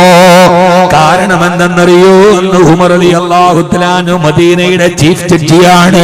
അന്ന് ചീഫ് ജഡ്ജായി ഉമർ റളിയല്ലാഹു തആല അൻഹുവിനെയാണ് നിയമിച്ചത്. അതുകൊണ്ട് ഉമറിനെ ഇവിടെ വിട്ടിട്ട് പോകണേ. ഉമർ റളിയല്ലാഹു തആല അൻഹു ചീഫ് ജഡ്ജിയായി ഒരൊറ്റ വർഷം കഴിഞ്ഞപ്പോ ആ ചീഫ് ജഡ്ജിയുടെ സ്ഥാനം രാജിവെച്ചു. ഒരു വർഷമേ പദവിയിലിരുന്നുള്ളൂ. ഒരു വർഷം കഴിഞ്ഞപ്പോ രാജിവെച്ചു. എന്തെന്നറിയോ? അഴിമതിയുടെ പേരിലല്ല. ഇന്നൊരു ജഡ്ജിയെ കുറിച്ച് പറഞ്ഞത്, ജുഡീഷ്യൽ റിപ്പോർട്ട് വന്നത് അവര് നീതി പറയാൻ വിധി പറയാൻ അർഹതയില്ലാത്തവരാണെന്ന്. ചീഫ് ജഡ്ജിയുടെ മദീനയുടെ ചീഫ് ജഡ്ജായിട്ട് ഒരു വർഷം കഴിഞ്ഞപ്പോ രാജിവെച്ചു. എന്തിനെന്നറിയോ? വാനവറുകൾ പറയുകയാണ്,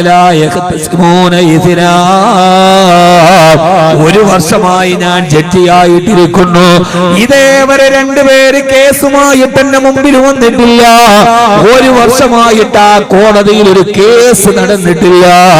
ഇന്നേവരെ 2 ആളുകൾ എന്റെ മുമ്പിൽ കേസുമായി വന്നിട്ടില്ല. പിന്നെന്തിനാണ് പൊതുഖജനാവ് നശിപ്പിക്കുന്ന ഈ കോടതി? കണ്ണുള്ളവരെ തുറന്നു കാണുക, കാതുള്ളവരെ തുറന്നു കേൾക്കുക.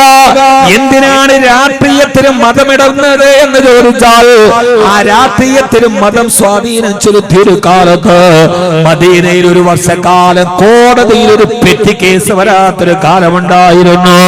ആ കാലം വന്നത് ഉമറിന്റെ കാലത്താണ്. റളിയല്ലാഹു തആല അൻഹു പരസ്പരം അങ്ങോട്ടും ഇങ്ങോട്ടും യുദ്ധം ചെയ്തിട്ട് യുദ്ധം കഴിഞ്ഞ് തിരിച്ചു വരുന്ന നേരത്ത് ആദ്യം കാണുന്നവന്റെ വീട്ടിൽ കയറി അവന്റെ ഭാര്യയെ മാനഭംഗം ചെയ്തിരുന്ന കാട്ടറബികള് ഒരു വർഷക്കാലം മദീനയിൽ ഒരു പെറ്റി കേസില്ലാതെ വന്നത് മതവും രാഷ്ട്രീയവും ഒന്നായി മാറിയ കാലത്താണ്. തന്റെ പ്രിയപ്പെട്ട വ്യാപാര സ്ഥാപനത്തിൽ ഇരിക്കുന്ന നേരത്തെ ഒരു പാതിര ഒരു പട്ടാപ്പകൽ ഒരു പെണ്ണ് കടന്നു വന്ന് ആ പെണ്ണിനോട് ശാരീരിക ബന്ധത്തിൽ ഏർപ്പെടുത്തിട്ട് അവസാനം പശ്ചാത്താപമുണ്ടായി അല്ലാഹുവിന്റെ റസൂലിന്റെ അടുക്കൽ ചെന്നിട്ട് യാ റസൂലല്ലാഹ്, ഞാൻ വ്യഭിചരിച്ചു നബിയേ.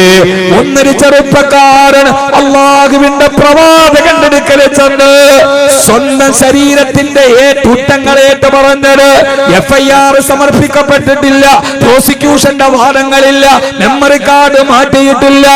ഒരു പോലീസ് സ്റ്റേഷൻ പോലും നിലവിലില്ലാത്ത കാലത്ത്, ഒരു കാക്കിയുടെ അടയാളമില്ലാത്ത കാലത്ത്, ഒരു ഹെഡ്ഷോൺസ്റ്റബിൾ പോലും ഇല്ലാത്ത കാലത്താണ് അറിയാതെ വ്യഭിചരിച്ചിട്ട് അല്ലാഹുവിന്റെ റസൂലിന്റെ അടുക്കൽ പോയിട്ടൊരു ചെറുപ്പക്കാരൻ എറിയ നബിയെ, എറിയ്, എന്നെ കൊല്ലു നബിയെ എന്ന് തിരിച്ചു പറഞ്ഞത്. മതത്തിലേക്ക് രാഷ്ട്രീയം കടന്നപ്പോ കടന്നപ്പോ, രാഷ്ട്രീയത്തിലേക്ക് മതത്തിന്റെ സൗന്ദര്യം കടന്നപ്പോ, ഒരു പോലീസ് സ്റ്റേഷൻ നിലവിലില്ലാത്ത കാലത്ത്, ഒരു ചാർജ് ഷീറ്റ് എഴുതാത്ത കാലത്ത് വ്യഭിചരിച്ചു എന്ന് ഏറ്റു പറയുന്ന ചെറുപ്പക്കാരെ കാണണോ? സഹോദര സഹോദരി, മഹാനായ സയ്യിദുനാ ഉമർ റളിയല്ലാഹു അൻഹു പറയാ, ഒരു വർഷമായിട്ട് രണ്ടുപേരെന്റെ മുമ്പിൽ ഒരു കേസിന് വന്നിട്ടില്ല. പ്രിയപ്പെട്ട സഹോദര സഹോദരി, 3000 വരുന്ന സഹാബത്തുമായി അല്ലാഹുവിന്റെ ദീനിനു വേണ്ടി പോകുമ്പോ, മഹാനായ ഉസാമ റളിയല്ലാഹു അൻഹുവിന്റെ പ്രായം 19 വയസ്സ്. 19 വയസ്സ്, വെറും 19. ഒരു ഡിഗ്രിക്കാരന്റെ പ്രായത്തിലാണ് അല്ലാഹുവിന്റെ ദീനിനെ ചുമലിലേറ്റിയത്. കൗമാരമാണ് പ്രശ്നം. ഈ കൗമാരത്തെ നിയന്ത്രിച്ചില്ലെങ്കിൽ വലിയ പ്രശ്നത്തിലോട്ട് കടക്കും. യുവാക്കളല്ല, യുവാക്കൾക്ക് ബോധോദയം ഉണ്ടാവാൻ തുടങ്ങി. അതിനൊരു ചെറിയ ഒരു പരിധിയുള്ളത് കഴിഞ്ഞാൽ അവർക്ക് ബോധോദയം ഉണ്ടാകും. പക്ഷേ കൗമാരം വലിയ പ്രശ്നമാണ്. അതുകൊണ്ട് സഹോദര സഹോദരി, അല്ലാഹു നമ്മെ അവന്റെ ദീനിലൂടെ അല്ലാഹു നമ്മളെ നടത്തട്ടെ. അല്ലാഹു നമ്മളെ അവന്റെ ദീനിലൂടെ നടത്തട്ടെ. ആമീൻ യാ റബ്ബൽ ആലമീൻ. നമ്മുടെ കൗമാരം, നമ്മുടെ ഈ വരുന്ന യുവത, അവരെ ദീനിലൂടെ നടത്താൻ നമ്മൾ ശ്രമിക്കണം. അല്ലാഹു തൗഫീഖ് നൽകട്ടെ. ആമീൻ പറയ് സഹോദരങ്ങളെ. ജീവിതത്തെക്കുറിച്ച് കുറ്റബോധമുള്ള, പശ്ചാത്താപമുള്ള, നടന്നുപോയ വഴികളെ തിരുത്തുന്ന, നന്മകളിലോട്ട് നടന്നു പോകുന്ന ഒരു സമൂഹത്തെ സൃഷ്ടിക്കാൻ നമുക്ക് കഴിയണം. അങ്ങനെയുള്ള വിദ്യാഭ്യാസ സ്ഥാപനങ്ങൾ, അങ്ങനെയുള്ള ധാർമ്മിക സമുച്ചയങ്ങൾ എല്ലാം നമുക്കുണ്ടാകേണ്ടതുണ്ട്. ഞാനിന്ന് ഇവിടേക്ക് വരുന്നതിന് മുമ്പ് 100ാം വാർഷികം ആഘോഷിക്കുന്ന സമസ്ത കേരള ജമിയത്തുൽ ഉലമക്ക് ആ മഹാചരിത്രത്തിന് സാക്ഷിയാവാൻ തന്റെ മണ്ണ് വിട്ടുകൊടുത്ത കുണിയ ഇബ്രാഹിം ഹാജിയെ വളരെ യാദൃശ്ചികമായി കണ്ടു. തിരക്കിന്റെ ഇടയിൽ അദ്ദേഹം വന്ന് വളരെ സ്നേഹത്തോടെ അല്പനേരം സംസാരിച്ചപ്പോ ഞാൻ അവിടെ കണ്ട കാസർഗോഡ് ജില്ലയിലെ ഇവിടുന്ന് വെളിപ്പാടകലെ കുണിയ യൂണിവേഴ്സിറ്റി 500 ഏക്കറോളം സ്ഥലത്ത് തന്റെ സമ്പാദ്യത്തിന്റെ വലിയൊരു ഭാഗം മുടക്കിയിട്ട് ആ മഹാമനുഷ്യൻ പണിതുയർത്തിയ ഒരു മഹാ യൂണിവേഴ്സിറ്റി, വിജ്ഞാന നഗരത്തിന്റെ കവാടം കുണിയ എന്ന ഈ ഭൂപടത്തിൽ ഇതേവരെ അത്രമേൽ പ്രസക്തമല്ലാത്ത ഒരു ഗ്രാമത്തെ വൈജ്ഞാനിക നഗരങ്ങളുടെ പടിവാതിലേക്ക് എത്തിച്ച ആ മഹാമനുഷ്യന്റെ ഭഗീരഥ പ്രയത്നം, വിദ്യാഭ്യാസത്തെ കുറിച്ചുള്ള അദ്ദേഹത്തിന്റെ കാഴ്ചപ്പാടുകൾ അദ്ദേഹം വാചാലമായി പറയുമ്പോ ഈ കാസർഗോഡ് ജില്ലക്കാരോട് ഞാൻ ചോദിക്കാൻ, അവിടെ ചെല്ലുമ്പോ IAS ക്ലാസ് ഉണ്ട്. വളരെ തീർത്തും സൗജന്യമായി IAS ക്ലാസുകൾ. നമ്മുടെ എത്ര കുട്ടികളെ നമ്മൾ അങ്ങോട്ട് പറഞ്ഞു വിടുന്നു. മലപ്പുറം ജില്ലയിൽ പഠിക്കാൻ കുട്ടികളുണ്ട്, സൗകര്യമില്ലെന്ന് അലമുറയിടുന്നു. നിങ്ങളുടെ വെളിപ്പാടകലെ ഒരു വലിയ വിജ്ഞാന കവടം, ആർട്സ് കോഴ്സുകൾ, IAS കോഴ്സുകൾ, IASലേക്ക് നമ്മുടെ കുട്ടികളെ കൊണ്ടുപോകണ്ടേ? ആ കുട്ടികളെ ആ വഴിയിലേക്ക് തിരിച്ചുവിടണ്ടേ? ഒരു വലിയ വിജ്ഞാന നഗരം മാടി വിളിക്കുമ്പോ ഈ കാസർഗോഡ് നിന്ന് എത്ര പേരത് പ്രയോജനപ്പെടുത്തുന്നുണ്ട്? എത്ര കുട്ടികൾ IASലേക്ക്? വെളിപ്പാടകലെ വിശാലമായ യൂണിവേഴ്സിറ്റി എത്ര പേരുണ്ട്? നമ്മുടെ എത്ര കുട്ടികളെ എവിടെയൊക്കെ വിടുന്നുണ്ട്? ധാർമ്മികമായ അന്തരീക്ഷം, ഇസ്ലാമികമായ കാഴ്ചപ്പാടുകൾ, മനോഹരമായ ക്യാമ്പസ്. ആജിക്ക പറയാണ്, ഇവിടെ വേറൊന്നുമില്ല, പഠിക്കാൻ വരുന്നവർക്ക് പഠിക്കാം, അല്ലാത്തവർക്ക് പറ്റില്ല. പഠിക്കാൻ വരുന്നവന് പഠിക്കാം. എത്ര IAS കാസർഗോഡ് ഉണ്ട്? നിങ്ങളിങ്ങനെ ഉപ്പിലിട്ട നാരങ്ങയും മാങ്ങയിലിടാൻ പറ്റുന്ന സർബത്തും പിന്നെന്താ പൊരിയവലിൽ ഏതൊക്കെ അച്ചാറുണ്ടാക്കാന്ന് ഗവേഷണം ചെയ്ത് നടക്കുന്നതിനപ്പുറം ജീവിതത്തെ കുറിച്ച് എന്ത് കാഴ്ചപ്പാടുള്ളത്? അദ്ദേഹം ഒരു വിദ്യാഭ്യാസ വിചക്ഷണർ പോലെ തന്റെ ഒരു വലിയ സമ്പത്ത് അത് അദ്ദേഹം ബിസിനസിന് വേണ്ടി ഉപയോഗിച്ചിരുന്നെങ്കിൽ ഒരു റിസ്കും ഇല്ലാതെ ലാഭം കിട്ടുമായി. പക്ഷേ ആർക്കത് ഉപയോഗപ്പെടുത്താൻ കഴിയും? നിങ്ങൾ അവിടേക്ക് പോണം. നമ്മുടെ മക്കളെ കാസർഗോഡ് IASകാരുണ്ടാവണം. ഉണ്ടാവണ്ടേ? നിങ്ങൾ സ്വപ്നം കാണി. നമ്മുടെ സ്വപ്നം എന്താണെന്നറിയോ? എന്റെ മോൻ MBBS ഡോക്ടർ ആവണം, എഞ്ചിനീയർ ആവണം. അതിനപ്പുറത്തോട്ടില്ല. ഡോക്ടറായാൽ എന്ത് പറ്റും? മുമ്പിൽ വരുന്ന കുറെ രോഗികളെ ചികിത്സിക്കാം. എഞ്ചിനീയർ ആയാൽ, സിവിൽ എഞ്ചിനീയർ ആണെങ്കിൽ കുറെ ബിൽഡിങ്ങുകൾക്ക് ഡിസൈൻ ചെയ്യാം, അവരുടെ സേവനത്തിന് പരിമിതിയുണ്ട്. പക്ഷെ IAS കാരനായാലോ ഈ രാജ്യത്തിന് സേവനം ചെയ്യും. ഈ രാജ്യത്തിന്റെ ഭാവി നിർണ്ണയിക്കുന്നത് IAS കാരൻ. IAS കാരൻ എത്ര IAS കാരതാ കുണിയ ഇബ്രാഹിം ഹാജി IASന്റെ വിശാലമായ സർവീസ്, ഫുള്ള് AC ക്ലാസ് റൂമുകൾ. ഞാൻ എന്റെ സ്ഥാപനം നിർമ്മിക്കുന്ന സമയത്ത് അത് കാണാൻ വേണ്ടി പോയി. അദ്ദേഹം ആ പണിയുന്ന കോളേജ് ഒന്ന് കാണാൻ, അത് കണ്ടിട്ട് ഞാൻ അതിൽ നിന്ന് ഒത്തിരി ഐഡിയകൾ സ്വീകരിച്ചു. എത്ര മനോഹരമാണ്. ഇന്ന് ഹാജിക്ക എന്നോട് പറഞ്ഞൊരു പ്രധാനപ്പെട്ട കാര്യമുണ്ട്. നമ്മുടെ മഹല്ല് കമ്മിറ്റികൾ ലക്ഷക്കണക്കിന് രൂപ കൊടുത്തിട്ട് നിർമ്മിക്കുന്ന നമ്മുടെ മദ്രസ, എത്ര സമയമാണ് അവിടെ ക്ലാസ് നടക്കുക? രാവിലെ 7 മുതൽ 9 വരെ, വൈകുന്നേരം 4 മുതൽ 6 വരെ. അതിന്റെ ഇടയിലുള്ള സമയം ആ മദ്രസയുടെ ബിൽഡിംഗ് വെറുതെ കിടക്കുകയാണ്. എന്തുകൊണ്ടൊരു മഹല്ല് കമ്മിറ്റിക്ക് അവരുടെ ഇസ്ലാമിക് സ്കൂൾ തുടങ്ങിക്കൂടാ ആ കെട്ടിടത്തിൽ? ഞാൻ പറഞ്ഞ മനസ്സിലാവുന്നുണ്ട്? എന്റെ പൊന്നു മനുഷ്യന്മാരെ, വിദ്യാഭ്യാസമാണ് നമ്മുടെ ഉമ്മത്തിന്റെ ഏറ്റവും വലിയ പ്രതീക്ഷ. അവിടേക്ക് നമ്മുടെ മക്കളെ നമ്മൾ പറഞ്ഞുവിടണം. അവിടേക്ക് നമ്മുടെ മക്കളെ, നമ്മുടെ ആൺമക്കളെ, നമ്മുടെ പെൺമക്കളെ, അവർക്ക് വിദ്യാഭ്യാസം കൊടുക്കാം.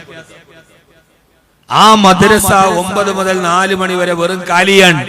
അവിടെ ഇസ്ലാമിക അടിത്തറയിൽ ഓരോ മഹല്ലുകൾ, സ്കൂളുകൾ തുടങ്ങിയാൽ അതിലൂടെ അച്ചടക്കമുള്ള, ധാർമ്മിക ബോധമുള്ള, ജീവിതത്തിൽ സംസ്കാരമറിയാവുന്ന ഒരു ചെറിയ തലമുറയെ വളർത്തിവിട്ടിയാൽ അത് അവസാനം വരെ അവരുടെ ജീവിതത്തിൽ ഉണ്ടാകും. നമ്മുടെ ആ മദ്രസയുടെ ബിൽഡിങ്ങുകൾ വെറുതെ കിടക്കല്ലേ? ഇതെല്ലാരും എന്നെ തുറച്ചു നോക്കണേ. ഇതൊന്നും നമ്മൾ ഉസ്താദ് അത് പറഞ്ഞോണം, ദുആ ചെയ്തോണം, പോക്കോണം. മഹല്ല് കമ്മിറ്റിയോട് ഇതൊക്കെ പറയാനല്ല, നിങ്ങൾ വെറുതെ എന്ന് പറഞ്ഞ് സൂചിപ്പിക്കാനാണ്. എന്തിനാ വാത്? ഇന്ന് ഇബ്രാഹിം ഹാജി എന്നോട് സംസാരിക്കുമ്പോ ഈ കേരളത്തിലെ മുഴുവൻ മഹല്ലുകളും ഒരു അത് പ്രാവർത്തികമാക്കിയാൽ, അദ്ദേഹത്തിന്റെ ആ ഒരു കൺസെപ്റ്റ് പ്രാവർത്തികമാക്കിയാൽ എത്ര മനോഹരമായി നമുക്കത് കൊണ്ടുപോകാൻ കഴിയും. അല്ലാഹു തൗഫീഖ് നൽകട്ടെ, അല്ലാഹു തൗഫീഖ് നൽകട്ടെ. സമ്പന്നരായ ആളുകൾ അങ്ങനെയൊക്കെ ഒന്ന് ചിന്തിച്ചാൽ എത്ര വലിയ മാറ്റങ്ങൾ ഉണ്ടാവും. നമ്മുടെ ഈ പൈസ മുഴുവനും കല്യാണത്തിനും, മഞ്ഞക്കല്യാണത്തിനും, മിഠായി കൊടുപ്പിനും അടിച്ചു തീർത്ത് കടവ് വാങ്ങിച്ച് ഒരു 7 ദിവസത്തെ കല്യാണത്തിന് വേണ്ടി 7 പുരുഷായുസിൽ തീരാത്ത പൈസ കടമെടുത്തിട്ട് ആടിത്തുമർത്തുന്ന പുതിയ സമൂഹത്തോട് നിങ്ങളുടെ സമ്പത്ത് ചെലവഴിക്കുന്നത് എവിടെയാണ്? കല്യാണ വീടുകളിൽ. കാസർഗോഡ് പ്രത്യേകിച്ചൊരു മത്സരമാണ്. അവന്റെ വീട്ടിൽ 7 ദിവസത്തെ കല്യാണമാണെങ്കിൽ എന്റെ വീട്ടിൽ സമാനിയത്ത് അയ്യാം, സബ് അലയാലും സമാനിയത്ത് അയ്യാം. എന്റെ വീട്ടിൽ 7 രാത്രിയും 8 പകലും. അവിടെ 8 രാവും 8 പകലുമാണ്. അടുത്ത മുതലാളിയുടെ വീട്ടിൽ 11 ദിവസം. ആടിത്തുമറുക്കുന്ന ഈ സമ്പത്ത് മതി ഒരു ഉമ്മത്തിനെ വിദ്യാഭ്യാസ ശാക്തീകരണത്തിലേക്ക് നടത്തിക്കൊണ്ടുപോകാൻ. അതുകൊണ്ട് സഹോദരങ്ങളെ, അല്ലാഹു തൗഫീഖ് നൽകട്ടെ. ഞാനിവിടെ വരുമ്പോ എന്റെ പ്രിയപ്പെട്ട സഹോദരങ്ങളോട്, നമ്മുടെ പ്രിയപ്പെട്ട റഷീദ് ഈ നെല്ലിക്കുന്നുകാരനാണ്. അദ്ദേഹത്തിന്റെ 2 മക്കൾ എന്റെ സ്ഥാപനത്തിൽ ഹാഫിളായവരാണ്. അവരിപ്പോ ഷാർജയിൽ അമേരിക്ക യൂണിവേഴ്സിറ്റി പഠിക്കുകയാണ്. അദ്ദേഹത്തിന്റെ മോള് ഹിബ, അവള് അമേരിക്ക യൂണിവേഴ്സിറ്റിയിൽ നിന്ന് സൈക്കോളജിയില് PGയും കഴിഞ്ഞ് അൽഹംദുലില്ലാഹ് വെളിയിൽ വന്നു. നെല്ലിക്കുന്നുകാരനാണ്, ഈ മഹല്ലുകാരനാണ്.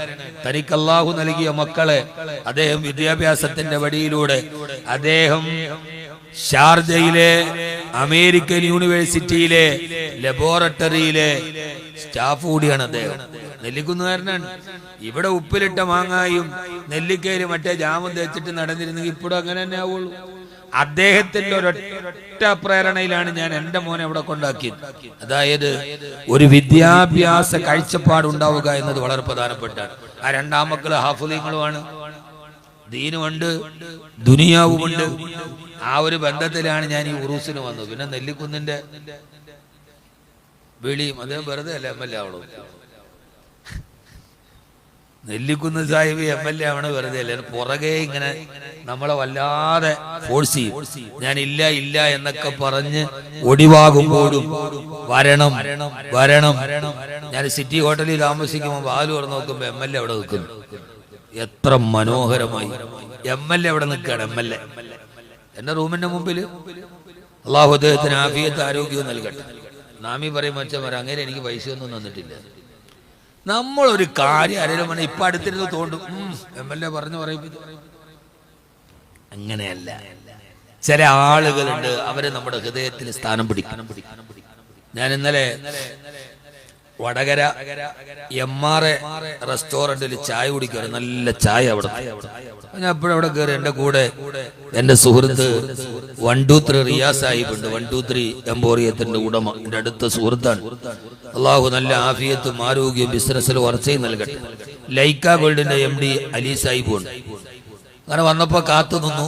എപ്പോ വന്നാലും വടകര വന്ന് അവരുണ്ടാകും. ചായ കുടിക്കുമ്പോ അവിടുത്തെ വടകര MRA ബേക്കറിയിൽ ഒരു സ്റ്റാഫ് ഉണ്ട്, അനൂപ്.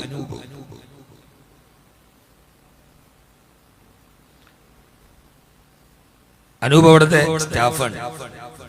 എല്ലാവരുടെയും ഇഷ്ടപ്പെട്ട ആളാണ് അനൂപ്. ഞാൻ ഈ വെള്ളാപ്പള്ളിയൊക്കെ ഇങ്ങനെ പറഞ്ഞു നടക്കുമ്പോ ആരോ പറയുന്നത് കേട്ടു, മലപ്പുറത്തെ നിങ്ങളുടെ ദൈവങ്ങളുണ്ടല്ലോ അവരൊക്കെ കാണിച്ചു കൊടുക്കാം. ആ നേതാക്കന്മാരെ കുറിച്ചാണ് പറയുന്നത്. അനൂപ് എല്ലാവരുടെയും ഇഷ്ടപ്പെട്ട ആളാണ്. സാദിഖലി തങ്ങൾ വന്നാൽ തിരക്കാണെങ്കിൽ റോഡിൽ കാറ് നിർത്തിയാൽ മതി. അനൂപ് ചായയും കടിയും മുട്ട സുറുക്കൊക്കെ ആയിട്ട് റോഡിൽ പോയി ചായ തങ്ങളെ കുടിപ്പിച്ചിട്ട് തിരിച്ചു വരും. എന്നോട് പറയും, ബാക്കവിസ്താരെ വരുമ്പോഴേ എന്നെ വിളിക്കണം, നല്ല തിരക്കപ്പെടുമാറ്. ബഹുമാനപ്പെട്ട സാദിഖലി ശിഹാബ് തങ്ങളുടെ മകന്റെ നിക്കാഹ് തങ്ങൾ അനൂപിനെ ക്ഷണിച്ചു നിക്കാഹി കല്യാണത്തിന്. അനൂപിന് MRAയിലെ സപ്ലയറെ, സഹോദര സമുദായത്തിൽപ്പെട്ട അനൂപിന്. അനൂപ് കല്യാണം നടക്കുന്നതിന് അന്ന് രാവിലെ 10 മണിക്ക് സാദിഖലി തങ്ങളെ വിളിച്ചു. തങ്ങൾ ഫോൺ എടുത്തില്ല. പാണക്കാട്ടെ തറവാട്ടില് കല്യാണം നടക്കുമ്പോൾ എന്ത് തിരക്കുണ്ടാവും. അനൂപ് വിളിച്ചു, സാദിഖലി തങ്ങൾ ഫോൺ എടുത്തില്ല. ഇന്നലെ എന്നോട് നേരിട്ട് പറഞ്ഞാൻ. കല്യാണമൊക്കെ കഴിഞ്ഞിട്ട് നമ്മുടെ പാറക്കൽ അബ്ദുള്ള സാഹിബ് MLA എല്ലാം കൂടെ പാണക്കാട് നിന്ന് തിരിച്ചു വരുന്ന വഴിക്ക് MRAയിൽ ചായ കുടിക്കാൻ കയറിയപ്പോ അനൂപ് ചായ കൊടുത്തോണ്ടിരുന്നപ്പോ പാറക്കൽ പറഞ്ഞു, ഞങ്ങൾ തങ്ങളുടെ മോന്റെ കല്യാണം കഴിഞ്ഞ് തിരിച്ചു വരുമെന്ന്. അപ്പൊ അനൂപ് പറഞ്ഞു, എനിക്ക് ക്ഷണമുണ്ടായിരുന്നു, എനിക്ക് പോകാൻ പറ്റിയില്ല. ഞാൻ രാവിലെ 10 മണിക്ക് വിളിച്ചപ്പോ തങ്ങൾ ഫോൺ എടുത്തില്ല.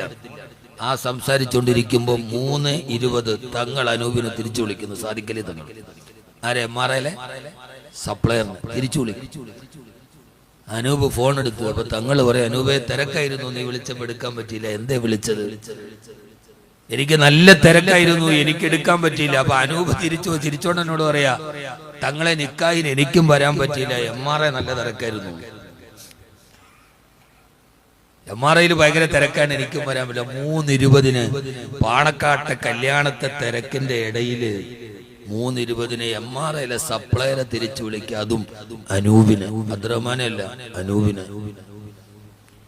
ഈ സൗഹാർദ്ദത്തിന്റെ, ഈ സ്നേഹത്തിന്റെ, ഈ കരുതലിന്റെ, ഈ കൂട്ടിപ്പിടുത്തത്തിന്റെ എല്ലാം മനുഷ്യരാണെന്നുള്ള ബോധത്തിലാണ് നമ്മൾ മുട്ടുകൊടുക്കുന്നത്.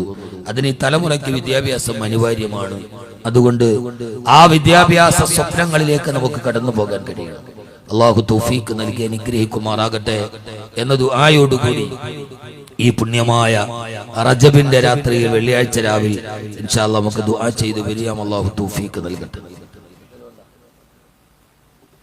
എന്തെങ്കിലും ഉണ്ടോ? ദുആ ചെയ്താൽ മതി. ബസറിലൊക്കെ വന്നിട്ടുണ്ടല്ലോ ഹംദാൻ ഫൗണ്ടേഷനിൽ, ചോദിച്ചു നോക്ക്. Hamdan foundation 300 ഹാഫിളീങ്ങളുണ്ട്. 300 ഹാഫിളീങ്ങൾ ചോദിച്ചോക്ക്, എത്ര മനോഹരമാണ്. കുട്ടികൾ താമസിക്കുന്നൊക്കെ സെൻട്രലൈസ്ഡ് AC ബെഡ്റൂമിലാണ്. കുട്ടികൾ മാത്രമല്ല, ക്യാൻറ്റീനിലെ ജീവനക്കാർക്ക് വരെ AC ബെഡ്റൂമാണ്. അൽഹംദുലില്ലാഹ്. ഇവിടെ വന്ന അദ്ദേഹം പറഞ്ഞു എല്ലാവരോടും, ഹാജിയോട് ചോദിച്ചാൽ മതി. ക്യാൻറ്റീനിലെ ജീവനക്കാർ ദിവസം രാത്രി പോയപ്പോ ആസാമി എന്നോട് പറയാൻ, ഹസരത് ഗരം ബഹുത് ഗരം ഹേ, നീന്ത് നഹീ ആതി ഹേ. ഞാൻ പറഞ്ഞു, ക്യാ ഭീ പ്രോബ്ലം നഹീ ഹേ, ഇൻഷാ അല്ലാഹ് കൽ ദേഖേഗാ. പിറ്റേ ദിവസം രാവിലെ AC വെച്ച് കൊടുത്തു. അവരല്ലേ AC കിടക്കേണ്ടത്. 300 ഹാഫിളീങ്ങൾ രാപ്പകലില്ലാതെ ഖുർആൻ ഓതുന്ന മനോഹരമായ ഒരു സ്ഥാപനം. റഷീദ് മക്കളൊക്കെ എവിടെയാണ് പഠിച്ചത്? 2 പേര്. അള്ളാഹു സ്വീകരിക്കട്ടെ ഇൻഷാ അല്ലാഹ്. നിങ്ങൾ എല്ലാവരും ദുആ ചെയ്യണം. ഒരു മാസം 20 ലക്ഷം രൂപ വേണം. ഈ വർഷം മുതൽ ബഹുമാനപ്പെട്ട തങ്ങൾ ഒരു പദ്ധതി ഉദ്ഘാടനം ചെയ്തിട്ടുണ്ട്. ഇൻഫാഖ് എന്ന് പറഞ്ഞാൽ വർഷത്തിൽ ഒരു ദിവസം ഹംദാനിലെ ഹാഫിളീങ്ങൾക്ക് ഭക്ഷണം കൊടുക്കാം. 300 ഹാഫിളീങ്ങൾ. നിങ്ങളുടെ വാപ്പ മരിച്ച ദിവസം നിങ്ങളുടെ മക്കളുടെ ബർത്ത്ഡേയുടെ അന്ന് ഇങ്ങനെ ആടിത്ത് പുറത്ത് ആഘോഷിക്കാതെ അന്ന് 300 ഹാഫിളീങ്ങൾക്ക് ഭക്ഷണം കൊടുത്താൽ തഹജ്ജുദ് കഴിഞ്ഞവരൊരു യാസീൻ ഓതും. 300 യാസീൻ ആ പൊന്നുമേനു വേണ്ടി ദുആ ചെയ്യും. മരിച്ചവരാണെങ്കിൽ അവർക്ക് വേണ്ടി ദുആ ചെയ്യും. വർഷത്തിൽ ഒരു ദിവസം. അതിന് താല്പര്യമുള്ള ആളുകൾ ഞാനുമായിട്ട് ബന്ധപ്പെടുക, അല്ലെ റഷീദ് ചാട് ബന്ധപ്പെട്ടാൽ മതി. ഇതൊന്നും അല്ലെങ്കിൽ ഞങ്ങളുടെ എല്ലാവരുടെയും നിഴല്, ഞങ്ങൾക്ക് കാസർഗോഡ് വന്നാൽ നിഴലില്ല, ഞങ്ങളുടെ നിഴൽ അബ്രാരിയാണ്. അബ്രാരിയോട് ചോദിച്ചാൽ നമ്പർ തരും. 95 62 45 66 66 95 62 45 66 66 കോളേജിന്റെ PR-ഓടെ നമ്പരാണ്. നിങ്ങളുടെ വാപ്പ മരിച്ച ദിവസം, നിങ്ങളുടെ വിവാഹം നടന്ന ദിവസം, ആ മഹാദുരന്തം അല്ല, ആ മഹാഭാഗ്യം വന്ന് കയറിയ അന്ന്, വിവാഹത്തിന് അന്ന് സന്തോഷകരമായ സമാധാന ജീവിതത്തിലുണ്ട്. ഹംദാനിലെ ഹാഫിളീങ്ങളുടെ കൂടെ 300 പേർക്ക് ഭക്ഷണം കൊടുക്കുകയും അല്ലാഹു തൗഫീഖ് നൽകട്ടെ. അൽഹംദുലില്ലാഹ് അൽഹംദുലില്ലാഹി റബ്ബിൽ ആലമീൻ. അല്ലാഹുമ്മ സ്വല്ലി അലാ സയ്യിദിനാ മുഹമ്മദിൻ വഅലാ ആലി സയ്യിദിനാ വമൗലാനാ മുഹമ്മദ്. അർഹമർ റഹീമായ അല്ലാഹുവേ, പരമദയാലുവായ തമ്പുരാനെ, ഞങ്ങളുടെ പാപങ്ങളൊക്കെ പുറത്തു മാപ്പാക്കി തരണേ അല്ലാഹ്. അറിഞ്ഞും അറിയാതെയും രഹസ്യമായും പരസ്യമായും ചെയ്ത സർവ്വപാപങ്ങളും പുറത്തു മാപ്പാക്കണേ റഹ്മാനെ. നിന്റെ പരിശുദ്ധമായ ദീനിന്റെ വഴിയിലൂടെ നടന്നുപോയ അല്ലാഹുവേ, ദീനിന്റെ പാഠങ്ങൾ പഠിപ്പിച്ച ബഹുമാനപ്പെട്ട തങ്ങളുപ്പാപ്പയുടെ സാന്നിധ്യത്തിൽ ഈ റജബിലെ വെള്ളിയാഴ്ച രാവിൽ നിന്റെ നേരെ ഞങ്ങൾ കൈകൾ ഉയർത്തുന്നു റബ്ബേ. ഞങ്ങളുടെ കൈകളെ നീ ഖായിബായി മടക്കല്ലേ അല്ലാഹ്. മരണം വരെ നിന്റെ ദീനനുസരിച്ച് ജീവിക്കാൻ, തഖ്വയോടെ ജീവിക്കാൻ, 5 വഖത്ത് നിസ്കാരം ഖളാക്കാതെ നിർവഹിക്കാൻ നീ ഞങ്ങൾക്ക് തൗഫീഖ് നൽകണേ റഹ്മാനെ. തൗഫീഖ് നൽകണേ റഹ്മാനെ. തൗഫീഖ് നൽകണേ റഹ്മാനെ. അല്ലാഹുവേ, ഞങ്ങളിൽ നിന്നും മരണപ്പെട്ടു പോയവരുടെ ഖബറിടങ്ങൾ നീ വിശാലമാക്കണേ അല്ലാഹ്. ആരുടെ മണ്ണിൽ അവർക്ക് മഗ്ഫിറത്ത് നൽകണേ അല്ലാഹ്, മർഹമത്ത് നൽകണേ അല്ലാഹ്, സന്തോഷം നൽകണേ അല്ലാഹ്, റാഹത്ത് നൽകണേ അല്ലാഹ്. ഞങ്ങളെ ജീവിച്ചിരിക്കുന്ന മാതാപിതാക്കൾക്ക് ആരോഗ്യത്തോടുകൂടിയുള്ള ദീർഘായുസ് നൽകണേ റഹ്മാനെ. അല്ലാഹുവേ, അല്ലാഹുവേ, മാരകമായ രോഗം കൊണ്ട് ബുദ്ധിമുട്ടുന്നവർ, അവരുടെ രോഗങ്ങൾക്ക് നീ ശിഫ നൽകണേ അല്ലാഹ്. ക്യാൻസർ, ബ്രെയിൻ ട്യൂമർ പോലെയുള്ള മാരക രോഗങ്ങൾ കൊണ്ട് കഷ്ടപ്പെടുന്നവർ, ഡയാലിസിസ് ചെയ്യുന്നവർ, അല്ലാഹുവേ, അങ്ങനെ നിരവധി രോഗത്തിൽ കഷ്ടപ്പെടുന്നവർ, നീ അവർക്കൊക്കെ ശിഫ നൽകണേ അല്ലാഹ്. മരണം വരെ മാരക രോഗത്തിൽ നിന്ന് ഞങ്ങളെ കാക്കണേ അല്ലാഹ്. ഇവിടെ ഒരുമിച്ച് കൂടിയ യുവാക്കൾ, സഹോദരങ്ങൾ, സഹോദരിമാർ, അവരുടെ ജീവിതത്തിൽ നീ സന്തോഷം നൽകണേ അല്ലാഹ്, റാഹത്ത് നൽകണേ അല്ലാഹ്, ബിസിനസ്സിൽ ബറക്കത്ത് നൽകണേ അല്ലാഹ്. കടബാധ്യതകൾ കൊണ്ട് ബുദ്ധിമുട്ടുന്നവർക്ക് കടബാധ്യതകളെ മാറ്റിക്കൊടുക്കണേ റബ്ബേ. കടക്കാരനായി മരിപ്പിക്കല്ലേ അല്ലാഹ്, കടക്കാരനായി മരിപ്പിക്കല്ലേ അല്ലാഹ്. ഈ ഉറൂസിന് വേണ്ടി ഓടി നടക്കുന്നവർ, ഇതിന്റെ കമ്മിറ്റി ഭാരവാഹികൾ, മഹല്ല് ഭാരവാഹികൾ, ഈ സദസ്സിൽ ഇതേവരെ ഇരുന്ന ഉലമാക്കൾ, ഉമറാക്കൾ, അവരുടെ ജീവിതത്തിൽ നീ ഖൈറാത്തുകൾ ചൊരിഞ്ഞു കൊടുക്കണേ റഹ്മാനെ. ചൊരിഞ്ഞു കൊടുക്കണേ റഹ്മാനെ. ചൊരിഞ്ഞു കൊടുക്കണേ റഹ്മാനെ. അല്ലാഹുവേ, അല്ലാഹുവേ, അവസാനം മരിക്കുന്ന നേരം ലാ ഇലാഹ ഇല്ലല്ലാഹ് മുഹമ്മദുർ റസൂലുള്ളാഹ് എന്നുറക്കെ പറഞ്ഞു മരിപ്പിക്കണേ റഹ്മാനെ. 6 അടി മണ്ണിലേക്ക് ഞങ്ങൾ പോകുന്ന നേരത്ത് ഈ പറഞ്ഞതും കേട്ടതും സ്വാലിഹായ അമലാക്കണേ അല്ലാഹ്. പരലോകത്തെഴുന്നേറ്റെടുക്കും അർശിന്റെ തണല് നൽകണേ റബ്ബേ. അല്ലാഹുവേ, ഞങ്ങളുടെ മക്കളെ സ്വാലിഹീങ്ങളാക്കണേ അല്ലാഹ്, ഹാഫിളീങ്ങളാക്കണേ അല്ലാഹ്, ആലിമീങ്ങളാക്കണേ അല്ലാഹ്. ഞങ്ങളുടെ മക്കളെ കൊണ്ട് പരീക്ഷിക്കല്ലേ അല്ലാഹ്. ലൈവിലൂടെ ഇത് കേൾക്കുന്നവർ, ആമീൻ പറയുന്നവർ, ഞങ്ങളുടെ പൊന്നുമക്കളെ മദ്യത്തിൽ നിന്ന് കാക്കണേ അല്ലാഹ്, ലഹരിയിൽ നിന്ന് കാക്കണേ അല്ലാഹ്. പടച്ചവനെ തമ്പുരാനെ, അവസാനം പരലോകത്തെത്തുമ്പോ ഞങ്ങളുടെ കൈ പിടിച്ച് സ്വർഗത്തിലെത്തിക്കുന്ന മക്കളാക്കണേ റബ്ബേ. ഇന്ന് ഇവിടെ നിന്ന് പിരിഞ്ഞിട്ട് ഒരിക്കൽ കൂടി കാണാൻ കഴിഞ്ഞില്ലെങ്കിൽ സ്വർഗത്തിൽ ഞങ്ങളെ ഒരുമിച്ച് കൂട്ടണേ അല്ലാഹ്. ഈ സദസ്സിന് വേണ്ടി സഹായിച്ചവർ, സംഭാവന നൽകിയവർ എല്ലാവരെയും നീ ദുആയിൽ ഉൾപ്പെടുത്തണേ റഹ്മാനേ. സഹായിച്ചവർ, സഹകരിച്ചവർ, ഹംദാൻ ഫൗണ്ടേഷനെ സഹായിച്ചവർ, അല്ലാഹുവേ, ഞങ്ങൾക്ക് എല്ലാവിധ തുടക്കം മുതൽ അതിനെ സ്നേഹിച്ച പ്രിയപ്പെട്ട സുഹൃത്ത് തസ്ലീം അടക്കമുള്ളവർ റബ്ബേ ജീവിതത്തിൽ അതിന്റെ ബറക്കത്ത് നൽകണേ അല്ലാഹ്. നൂറുകണക്കിന് ഹാഫിളീങ്ങളെ രാപ്പകലില്ലാതെ ഖുർആൻ ഓതുമ്പോ അവിടെ സദഖ ചെയ്തവർ, ഭക്ഷണം കൊടുത്തവർ, ഒരു തുള്ളി വെള്ളം കൊണ്ടെങ്കിൽ സഹായിച്ചവർ നീ സ്വീകരിക്കണേ റബ്ബേ.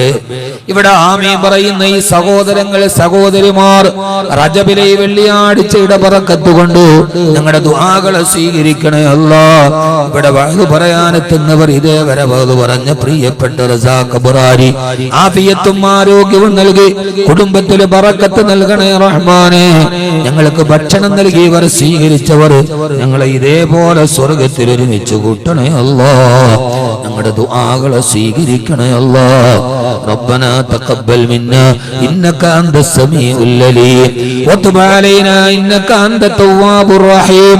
റബ്ബനാ റഹ്മാ ബാനാ വഉമ്മാതിനാ കമാ റബ്ബനാ സിഗാറാ. ആമീൻ ബിറഹ്മതിക യാ അർഹമർ റഹീമീൻ വൽഹംദുലില്ലാഹി റബ്ബിൽ ആലമീൻ. എല്ലാവരും ദുആയിൽ മറക്കരുത് എന്ന വസിയത്തോടെ അസ്സലാമു അലൈക്കും വറഹ്മത്തുള്ളാഹി തആല വബറകാതുഹു. ഒരു സഹോദരൻ 6666 നൽകിയിട്ടുണ്ട്. അതിലേക്ക് സദഖയായി ഹംദാനിലേക്ക് അദ്ദേഹത്തിന്റെ മുറാദുകൾ അല്ലാഹു ഹാസിലാക്കി കൊടുക്കട്ടെ.